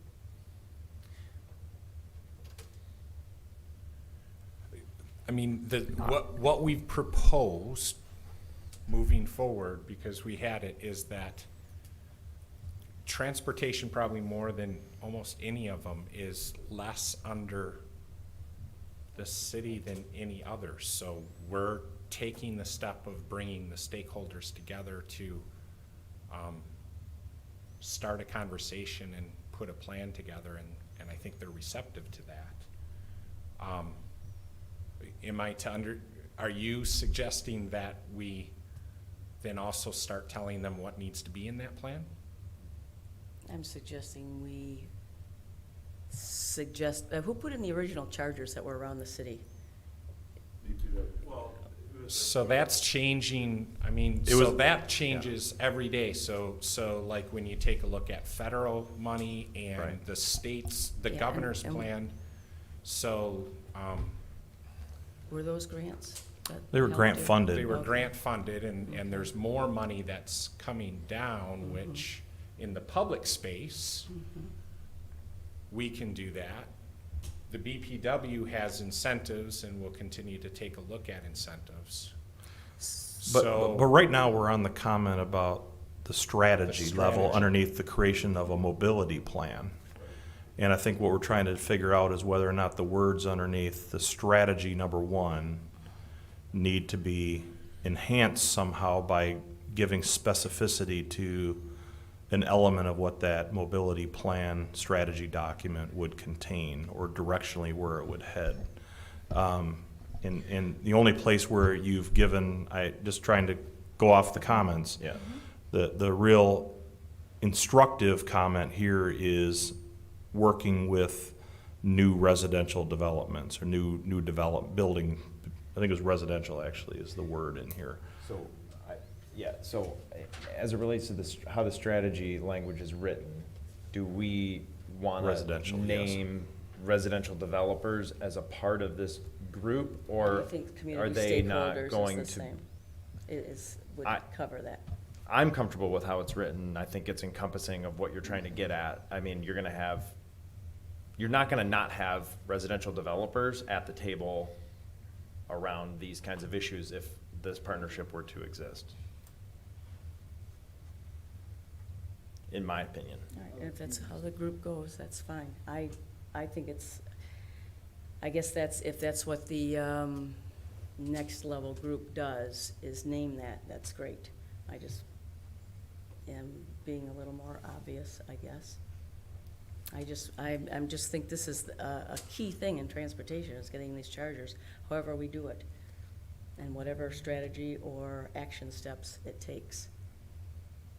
And so we have strategy 2, continue to promote vehicle charger Yeah, and installations. 3 is, And that 3 is should right cover- around charging stations as well. I would say strategy 1 is more responsive to the efficiency of the transportation system as opposed to what's fueling it, back to this vehicle miles traveled versus Yeah. electrification discussion under the targets. Yeah, I think if the spirit of what you're getting at, Nikki, is rooted around charging stations in particular, then let's keep moving down and get to that strategy, because that is number 3 on this list. So, Under possible action steps, yeah, again, if you move down to strategy 2, Jeff had suggestion that it be clarified that the promotion be to both public and private chargers. And also a suggestion that on public chargers, I think this is why that clarification was there, is that on public chargers, there'd be a commitment to supply those with 100% renewable energy, which I know that the city, if it's a public charger or the BPW, we've committed to renewable energy for our uses, so I don't think there's anything, that would be out of alignment with that, but I think that was the clarification that. yeah, let's add both, unless otherwise, let's add both of Jeff's comments there. Support. And then Nikki had suggested under strategy number 2, that as far as the action steps, that the concept of becoming partners with business. So continue to promote vehicle charger installations, this is bullet number 1, semicolon, become partner with businesses. Did you want to expound on that at all, Nikki, or what were we missing in strategy 2 as it related to businesses from your perspective?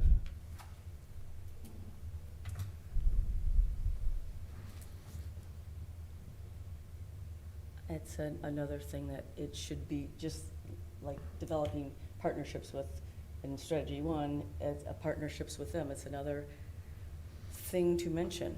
We are working with community education resources, but work with businesses so that they will, like the Outdoor Discovery Center has 4 installations. Let's work with them with installing chargers. Encourage them. We won't be installing them. We won't be making them. So that is on the charge. So it's back to the charging installations then. Well, this is under a strategy 2, isn't it? Say strategy 2, yes. Yeah, your edit was under strategy 2, bullet 1. And I just, all my comments are under installing chargers, and if it's mentioned once in that will do it. I just think that's so important to keep doing that, so you don't have to put it under every strategy, but Yeah. if you think it's covered. So That's right fine. here, the community, continue to promote vehicle charger installations, does that get at it then? Yeah, is. And that then is so Jeff's general. recommendation is to add public Public and and private. private. That would do it then. So that would Public and cover it? private, that's Okay. nice, yeah. Okay. All right. And then yeah, go ahead. The last bullet then is under strategy 3. Nikki suggested installing chargers in prominent locations in the city, especially downtown and places where tourists visit. So that's- Basically already again, in yeah, right, I know we have one in front of Marriott. Well, it's additionally been in process in so many ways, so Okay. That's fine. I don't know what. It's in process. It's in Or is process. it complete? Again, Yeah. I'm going to say this one more time. Possible action steps and it is an open-ended, and a lot of this is getting into, it's not a possible action step. It's like which is kind of, now you're no longer being the strategic development team, you're kind of being the steering committee. And if you want to do that, you can, but then probably you should add 2 or 3 months, and Yeah, it's a specific. it's a- getting yeah. very specific. And it's, That's yeah. okay. That's Yep, fine. it's specific. That's We've fine. got the strategies, We're incentivize all- fast charging we're all installations. brainstorming here. Yeah, yeah. No, that's good. I think that,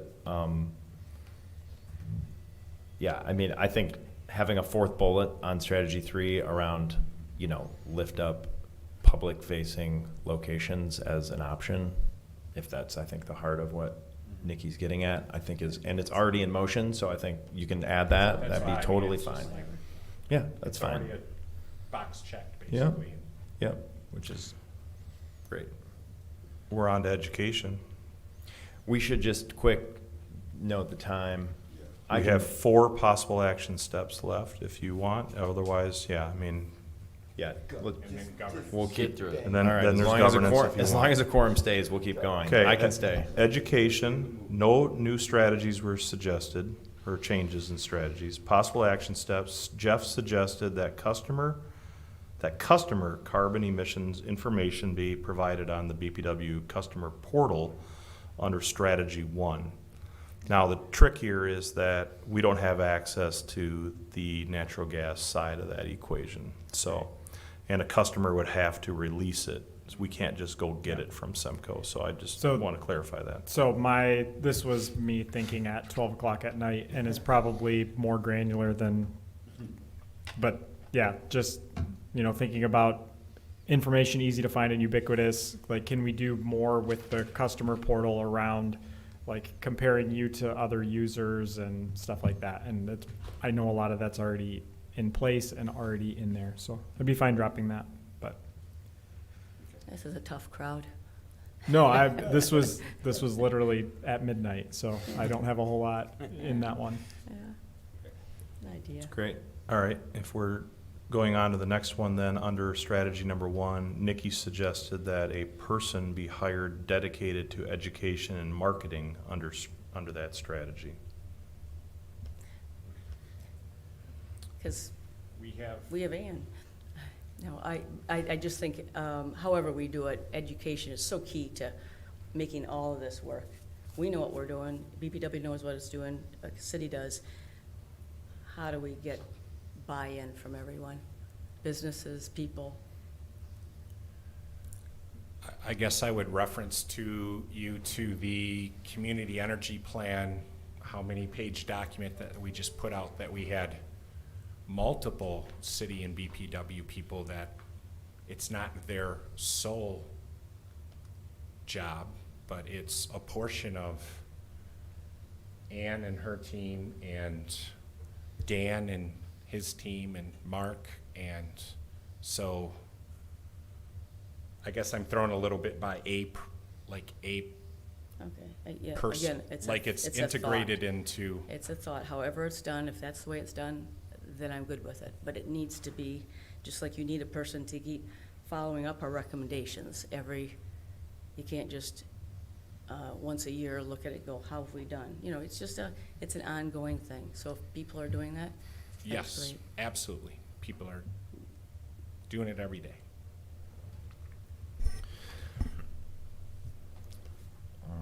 Alrighty. Next one. Carbon offsets, okay. Strategy 1, these both relate to strategy 1. Jeff, no new strategies again, recommended. No changes in strategies recommended.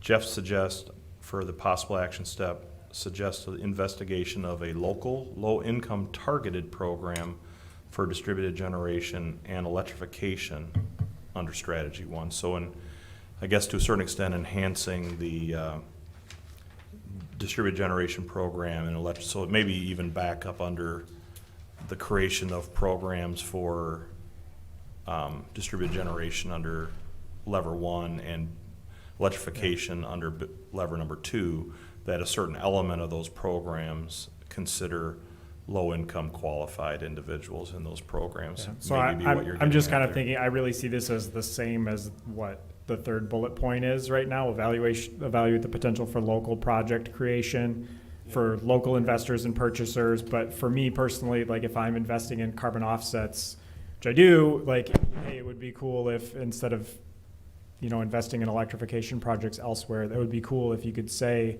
if you're Hayworth, hey, we installed heat pumps on this whole street.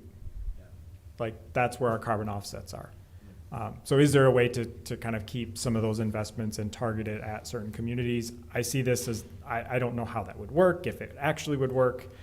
So you're That's, not, I guess- okay, so you're suggesting that the local programs that would be creating carbon offsets, that there'd be some sort of, not incentive, but at least encouragement, for targeting programs that have the benefit of those populations. Right. Yeah. So would Is that it be? easier to capture that thought instead of changing, like add it to bullet 3 is what you're saying? Maybe, I don't know. So alter bullet 3 under. This is Feels like it, yeah. musings at midnight, so I don't know what the best way to capture Hey, that is. But You and Jeff, you're Jeff, and Nikki did a bunch of feedback on this, which is great. And Yes. so these are all good discussions, and even if, it was at I midnight, do they're mine still early in good. the morning, it's just as bad. Yeah, I think you can add this to bullet 3 somehow, is evaluate the potential for local project creation to provide opportunities for local investors and purchasers. With an emphasis. With an to emphasis on, like equity. Supporting programs something that, like that that. deal with Or just equity. local investment. Yeah, or local investment, yeah. Yeah, Yeah. okay. We can try to wordsmith something Yeah, to that I think regard. that's good. The other suggested item under possible action steps is that Nikki suggested that the city and BPW buy offsets to help reach goals if needed under strategy number 1.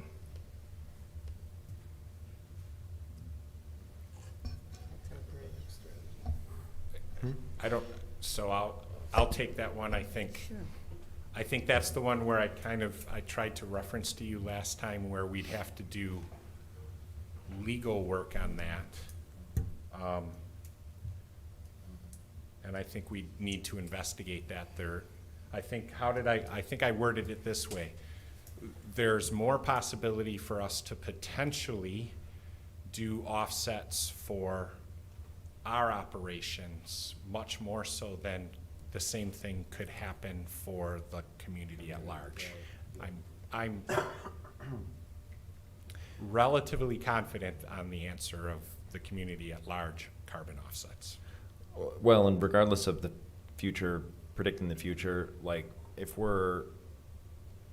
what I feel good about relative to what we're doing in the existing document is we're creating the discipline around asking all of the folks the major users in town if they're offsetting, if they're participating. I mean, we're doing some of the Step one. fundamentals such that in 2 or 3 years, we're gonna know much closer to how far apart we are on some of these things. And then once we have that real data and feedback loop happening, the next version of this can get into things like the legality of all of what you're talking about. I mean, the stuff we're putting in place now needs to happen before these conversations even are relevant. So, And I think the first bullet does capture what needs to happen. You're researching, recommending a legal framework.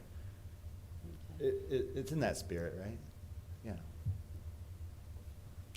I think so. I mean, and it's just you have to start finding out where you're at and who else is offsetting and developing these programs before you would even entertain the Strategy. the hope would be the city wouldn't need to buy anything on everybody else's behalf, I was gonna right? say, strategy So- two, that's the spirit of strategy two, is it ought to identify who the players are currently and what other similar players that aren't playing could, right? It'll highlight gaps and it'll give testimonials. Yeah, if the city is going to look into, officially look into something like this, we would It's only part of need to the know that it would be after learning all this Yeah. other stuff. So as it relates to the next 3 to 5 years, I think this is fine as is. All right, Mr. Chair, we are down to the projected results narrative and governance recommendations considerations. Just a couple of things here real quick, maybe real quick, I don't know, we'll see. Jeff suggested adding language to recognize I that. don't particularly like the language that I added in that first comment. All right, you want me to If skip over if that? other people like it, that's fine. I don't particularly. I know we like it. spent didn't some know how to time tell on ya. the trailing phrase after the Yeah. goals. And I then think we if said, if yeah. something goes in like that, I think that's where it would fit better. So I would axe my first comment. All right. The second comment on here, I would say I tried to capture that both Nikki and Jeff nuanced language in paragraph 3. There was discussion in there around the fact that this is a community-wide effort and that the leadership is needed in lots of different places. And there's differing amounts of control that the city would have as it relates to potential movement. Both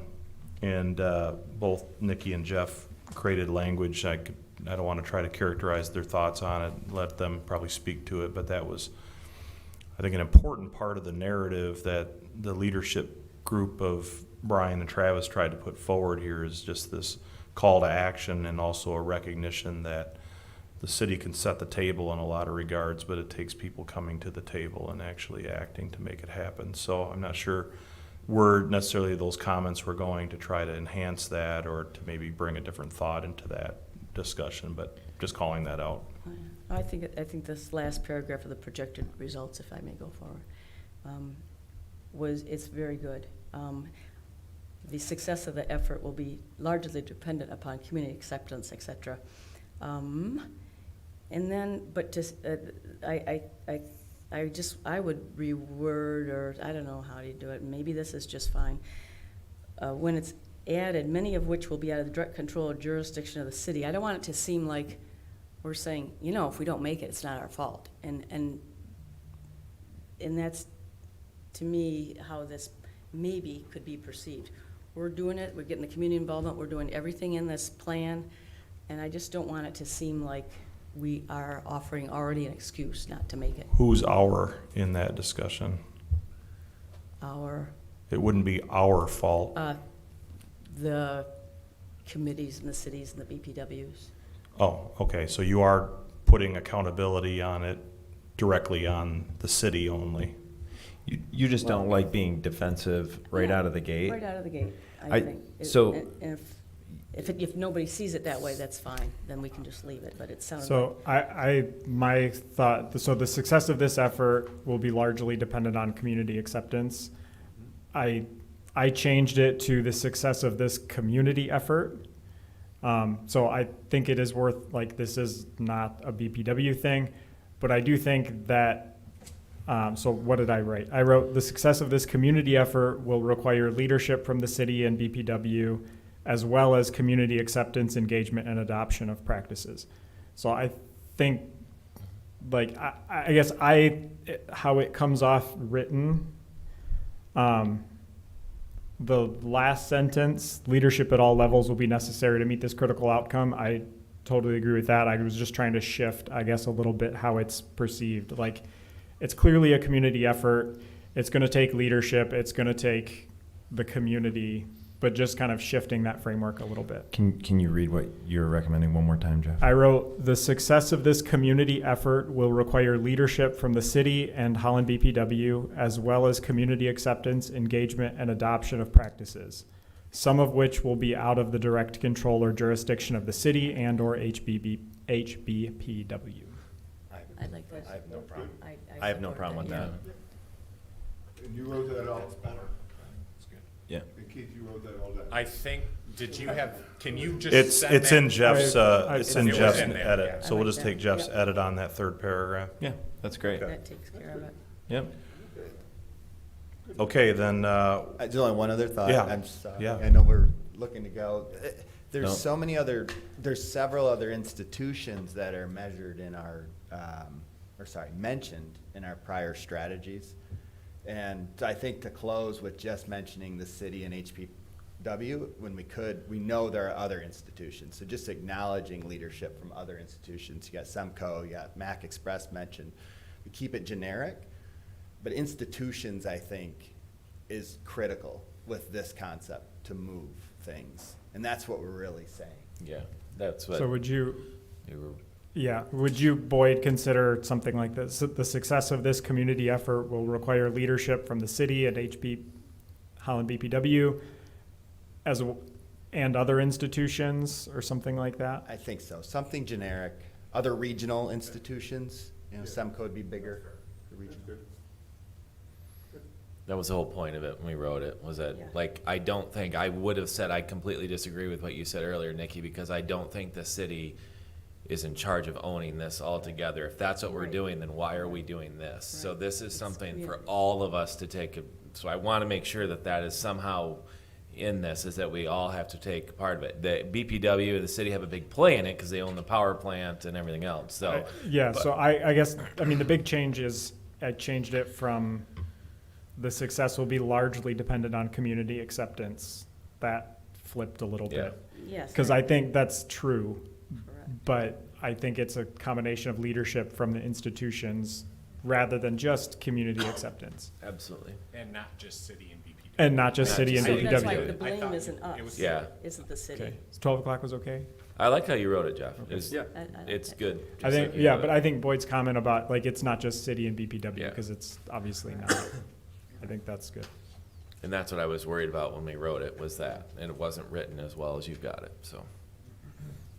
I just want to say I would have been a lot more impressed if I'd actually gotten the email from Jeff at 12:30 a.m., but I didn't, so. You were up. When was it? I'm kidding, It was a delay in our server, Jeff, it wasn't anything. Now we know you slept on it. Yeah, He sorry, quit on you. I'm But sorry. look, he can't leave it alone. I'm joking. You may have sent it at 12:30. I don't know. Not sure what time zone, but it was. 2 bullets left. Yeah, governance recommendations and considerations. You can Nikki drop that first one. That's fine. offered comments here. You want to drop the first one, reducing That's carbon fine, from never simple mind. top-down effort. That's another Okay. thought. So then we're down to bullet 4, which was suggested to be added, which would include a plan for accountability in all levers. He's proof of it. He said it. 12:24. Like I said, if you had waited 6 more minutes, I would have made more. No, I'm just kidding. That's great. Thank you. Yeah, Do you want me to note that in the minutes? Let the minutes. awesome. Let the minutes I'm going to reflect. reject the That minutes is unless awesome. it says that. Very good. He outfacted you, Dave Coster. I love it. What was that last one? Say it again. Accountability in all Add levers. or include a plan for accountability in all levers would be item 4 under the governance recommendations and considerations section. You say. I support that. Yeah. Me too. What does accountability mean? So last time we talked about, like a annual like we talked about an annual report, and maybe, I think we're increasing the frequency, we're running the numbers. Is, I don't know, is that literally called out somewhere in this thing, or was that just an idea we were kicking around before? I think the frequency of the reporting would drive the accountability. Yeah. And I also think you have to know exactly what you're doing to then make up your accountability measure for it. And we're making recommendations here, but until they pick the actual thing, I don't know if we can say like, you do this and that's gonna cover it, so.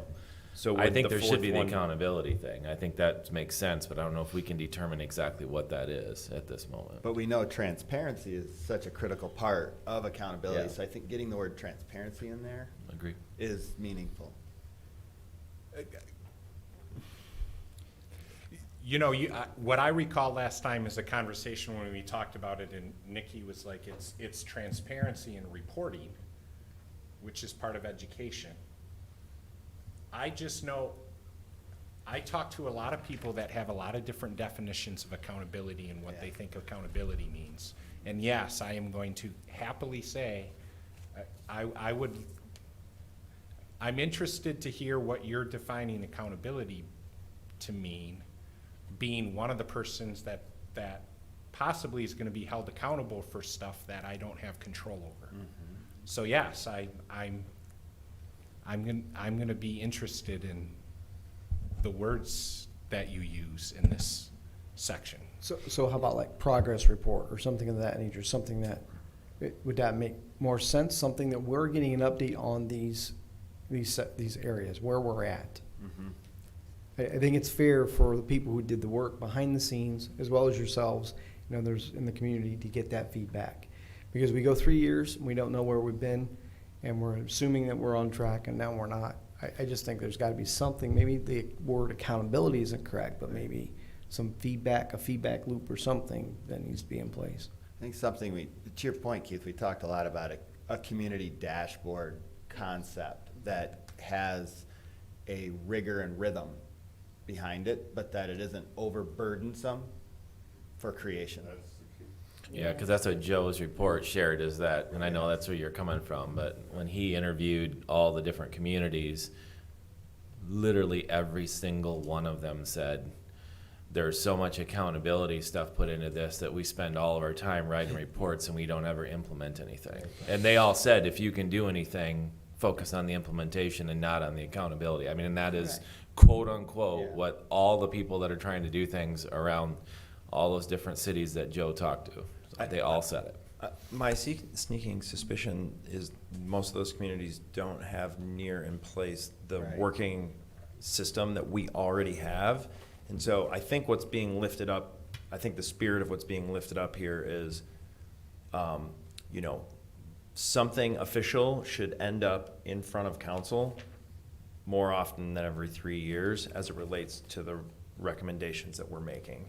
And if that's a dashboard, a lot of organizations do an annual sustainability report, and it's, they set goals and targets, and it's not more work, it's just a compilation of all of the things that are already happening, and it's presented to city council.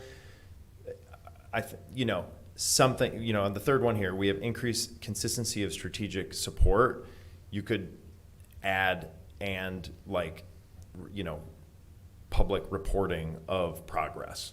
And I think you would loosely capture the heart of, I think, what we're trying to talk about here. We're not saying we went up to 2% or we went, it's just, here's what, and it will be uneven too, because some of these things can't be met for a lot of reasons, and others. So maybe Will just easily do that see. then after the 3 years, comma, including an annual report of progress, or something like that. That might be I'm good. completely comfortable with that. I just know how Right, you don't these reports get written, and then 9 months later, someone interprets a phrase and then says, well, Yeah. so this would be one area where I would just ask for, To the write group- what you mean. To the group, the only thing I'm debating with is lever versus target type transparency, and at this stage, is it more love beneficial targets. to have it more by lever rather than as granular down to each target and each percentage? Because we know the put and take around every assumption that's in that model and these targets. It feels like red, yellow, greening at a high lever level would get a good discussion going, a lot of transparency there. I actually think that, Debatable. I think to the target level, red, yellow, green would be meaty enough. Deeper than that, strategies and possible actions is way too much work, I think. But if you were, So you want I think the that. goal, I mean, some of the goals are just like reduce carbon emissions is like, Yeah, in the that's true. transportation sector is like red, yellow, green is not gonna be, I think, really empowering for future council members That's a good point. to understand like how to ask an intelligent question around that. Right. Versus the I mean, there's only 3 to 5 targets on each one. So if there was, again, devil's in the details, but some sort of, once a year report where there's 5 levers and 3 to 5 targets under each, and it's red, yellow, green, and then council can ask deeper questions off of that, I think that would be a great step in a good direction without getting like overly granular around like, why aren't we at 5% electrification of residential? Regular reporting and transparency, I have absolutely no issue with. Good.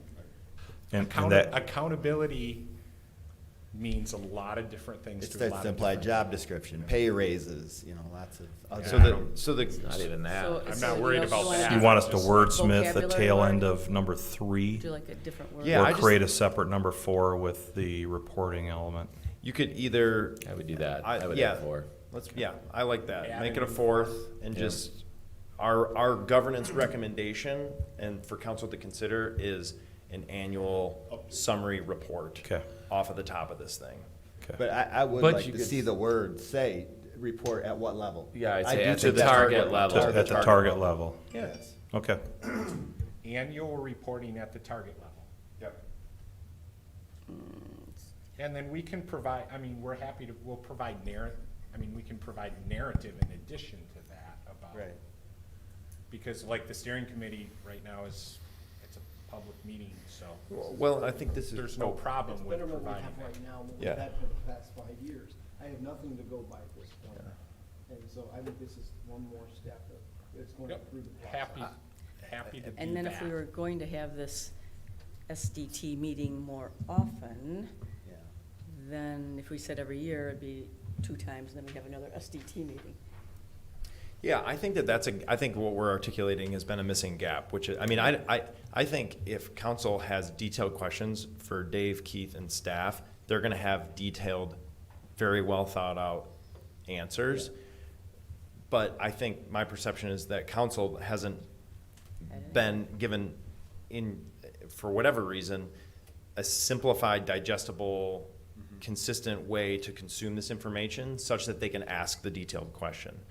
I think there's no doubt that there's good answers underneath the detailed questions, but I don't see you guys, being like, oh, I know the question to ask. And so that's, I think, the heart of the reporting would be like, hey, here's 20 targets, red, yellow, green, and council sits there and goes, why is that one red? I thought Yeah. we'd be further along with that What one. can we do to And- help? And That's the then, conversation. and then good things happen from there, right? It's just enough to inspire the more intelligent conversation. And council changes, Yeah. you're here, Well, but council, Yeah. so it's nice to have even new people be aware. And I think it would be a really simple, I don't actually think it would be very detailed or narrative. I think it'd be pretty simplistic and let these guys respond as part of their council duties. And they say, hey, we're happy, then you guys are all moving forward. I don't perceive it to be a huge amount of work. It's just more, I think, how you make it digestible and easy to consume for the council. I think the consistency of you as a group can be paired with this also in a meaningful way. Yeah. Yeah. Yeah, I like it as a 4th one. Yep, we So. can do that. Cool. All right. Hey, great job. Just close the folder. We did something. I hesitate to say we did it, but we did something. Okay, so in 2 weeks, we are having a community open house from 4 to 6 here. Here. And we're making these edits and changes that we've talked about today, and that'll be made public, or, what is the, community is gonna be able to come to us in the open house with this most updated information in front of them? And so, do we have to do something, I guess, is what I'm asking? Do I have to do anything? So we've done a variety of open houses on, road projects in neighborhoods, and planning project here or there. So I think the thought, and I think we're looking for you to react to this, is that there wouldn't be like a presentation that any of you would make or anything, but that it'd be in this room. That to some extent it'd probably be nice where you know, we'll do name tags, or we'll have you spread out or paired up in different places, and people can come up and talk to you and give you feedback and ask questions. And we'll probably support that where we'll try to have different things up in the room. Like I think through some of the reporting, the draft reporting that we have, like provide context, but then also we would maybe have, you know, the reworked at that point draft report up on screens or handouts available or different things, so that it guides potentially some of the people that would have discussions with you. Yeah, I mean, I think there's a couple things we could do. I don't want to figure out the production time frame here. Yeah, we don't have a associated with ton it. of time, right? Right, but obviously, you know, if we can maybe get these particular levers, even maybe blow up each section and put it on a tripod of some kind, you know, so you've got lever goal strategies, you know. Maybe not all the action, you And know, then, just for. and then maybe another tripod showing progress, you know, since 2010, you've got the movement, just so not everybody's walking in and going, okay, what are you starting from scratch here? No, it's like we've got the background, right? So you can see the movement that's happened. You know, those might be a series of tripods, and then we're just gonna make each of you be a subject matter expert in your respective no, I'm just kidding. You know, we'll let you move around with the group and explore the different tripods that are there and take notes. And I'll take the loading order of transportation, Dave. You just give me that one. I can really boil it down for people. Fifth grade. Like a kindergarten. Okay, imagine there's a car. No, that makes sense. Yeah, I think tripods with the levers and little history, and yeah, that sounds great, I think. Did Does we that sound good, ever everybody? do anything with that survey, community survey? Well, that's next. I mean, that's, so we've got, as you know, some of you received feedback today from Amy Yost on the narrative from your particular meetings you had with industrial. We're gonna try to synthesize that once you've given us feedback, whether or not, and thank you for Sal Boyd's feedback already on one. And so we'll try to take that and create something that's more available, that generalizes the response that we had in engaging to the larger energy users. The community feedback, obviously, through this open house is gonna be one, and now that we've got a document that we can work with, we can move on to the Frost Institute and try to get that out there as well. So, yeah, so we're moving forward on that. What was I gonna mention? I was gonna mention something else. So That's I it. thought, and Oh, we had yeah. we had someone on vacation, so putting the agenda was a little bit different. I thought we had a report that I Yes. thought was in here, and I don't It's think not. it got in there. Joe Sigma, you know, a couple things. One, now if you look at where we are in the creation of a total report, the first thing we gave you some time ago was a draft of a lot of the background, the history, the strategies that were currently underway between 2018 and 2021.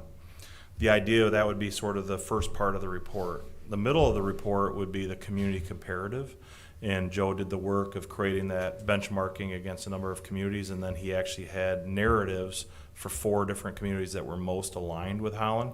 He then has turned the mirror on ourselves and done an evaluation of Holland. And so that also would be part of the comparative narrative that would go into it. And then the last part of the report would be the recommendations on how to move forward with the levers, and then the overall governance recommendations that are encompassed in the document that we read today. So we put all 3 of those sections together, and that constitutes a potential draft report that this group could look at moving forward to council if you want to do that. Is Joe done? Joe is done. Could that get circulated at least via email to us? Is that a Yeah, and then possibility? we'll make sure it's in the next And then packet. he can present, we can give him 30 seconds? We can give him 30 seconds on the Yeah. 30th Or- to talk or- about it? or Just put make 'em sure off. you do it at 5:05 Yeah. and not at 3. Yeah. He likes to Um, at the end. Yeah, for sure. So is it, how burdensome is it to have like that, not fully designed or anything like that, but draft report sort of in its buckets by the 30th? Is that? Well, I think we can probably, because what you have here, what you reviewed today was kind of a nice flowing narrative that I think people can understand. At least as a bones of Yeah. things, what we can do is we can start to take that and flesh it out. I think for the 30th, probably okay to get it to that point by the 30th. Yeah, part of it, which is always interesting, right? It's hard to write reports by committee, but the reality is, so I think what we can do is we can put all the different parts of the report, we've built it out a little bit more. So I think we can give you kind of the built-out report with all the different sections in it. But then at some point, you guys are going to have to go through, and it's already your own, but Is you this know. the draft that's here on the agenda? Yes, and that really- you did a long time Well, ago. yeah, so. But there's a lot of other sections Yes, that we've been yes. working on, so what we'll do is we'll start taking those other sections and Yeah. Yeah, so the Plug first and thing play. that you've had for a long time is really just covering background and current activities underway. Then that was foundational Right. for the next piece, which was, okay, now let's look at how Holland compares to other communities. And that's the work that Joe has done. Well, that'll have to be, we've got each community's narrative. We have Holland turned on its, mirror on itself. We may have to create some additional narrative around that to explain the section of the report that we're in and what we're doing. And then we'll get to the recommendations section of the report. And that is essentially what we went through today, but we may again have to create a little bit more narrative around that to explain to the reader, this is this section of the report, how we broke it up into levers, why we broke it up into levers, all that, and then here are the recommendations on goals, targets, strategies, and potential action steps. Just a logistical question. Does there have to actually be a literal, like, designed final report? Or can we take the framework and the bones and then just make a website, and then you got like history, how we compare, Yeah.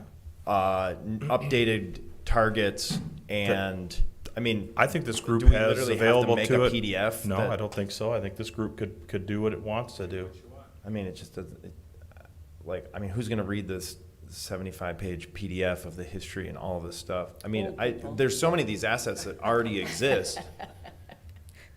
Yes, I agree. That's I the mean, way there's it's so, done now. I don't fine. think, I mean, you guys We have can a bunch take, we of can this take the stuff. content of what we've done to date and start to flesh out a draft web page that would be linked to the community plan, strategic development team work.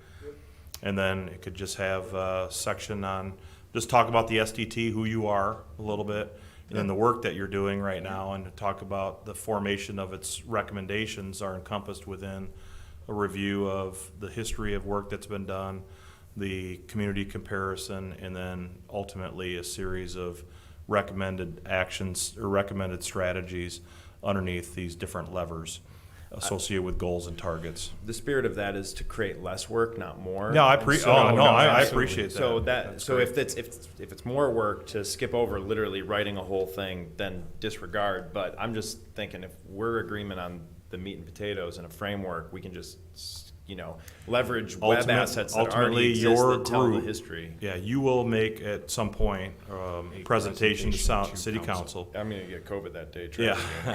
So, I mean, whatever help you need in that. Yeah. And maybe that's simply a PowerPoint that, just references that we've created this page, and here's some background on history. We gave you a presentation early on that covered a lot of history. Can really paraphrase that down. Yeah. And then just get into slide for each of the levers, if you want. However you want to do it when that presentation is made to I would do council. it similar to what you just said, Dave, and I think, Yeah. I guess I'm gonna jump on to what Brian's saying, and I may be going against some folks on this, but I do not think you should write like long narratives or anything, because there's no value in that probably to anybody. I think having just headings of sections of history, dump what's in there already, don't worry about it, comparisons, You know, you can put a sentence if you wanted to. We benchmarked ourselves by looking at other similar communities. Then you just put the information in. It's already been written. So I wouldn't want to see you spend a lot of time rewriting it. Yeah, maybe for Yeah, the- because like, for example, the resources document, right? Like, nobody wants us to print out the resource No, you document just and reference print that out it every exists. one of the links or anything, No. right? No, Because it's no, hundreds it's all and gonna be hundreds and referenced No. hundreds online of for the pages. So future. Yeah. absolutely, we can make, Do as minimum viable product as possible for us for the 30th. And if Dave and I will put smarter people than Dave and I on it to Yeah. make it a better product than if we Younger- worked on it. Younger. And also lazy people. Yes. Make It's sure easier they're to sufficiently navigate. Efficient. lazy No, we're talking about or efficiency. busy with other This things. is where your efficiency and energy Yeah. use Okay. comes.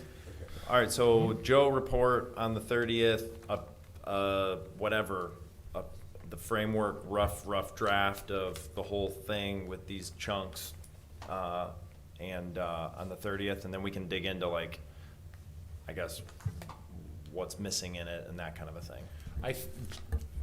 I'm gonna let you know one thing that might be a little bit off on timing and everything is getting the results of the community survey back now, because we had to wait until you got through today to plug that into the community survey and then have the students do the calls. And like, I'm just gonna let you know, I have a sense about me that you might have everything else kinda ready to go and you're still waiting to get that feedback Well, on those and, elements. you know, whether this group uses it and you invited groups in, right, to talk, This is part of your progress. or whether or not this accompanies your report to city council and then they use it, ultimately, it still can be useful. Might be the way to do Or it. the Right. committee. Otherwise, you're gonna be waiting, Yeah. right? So Well, we've done Yeah. our So stuff think about without that. it, so. think about that. Good to think about. Yeah, okay, good. Anything else noteworthy? No? Okay. Meeting adjourned. Thanks so much, you guys. Thank you. That was great.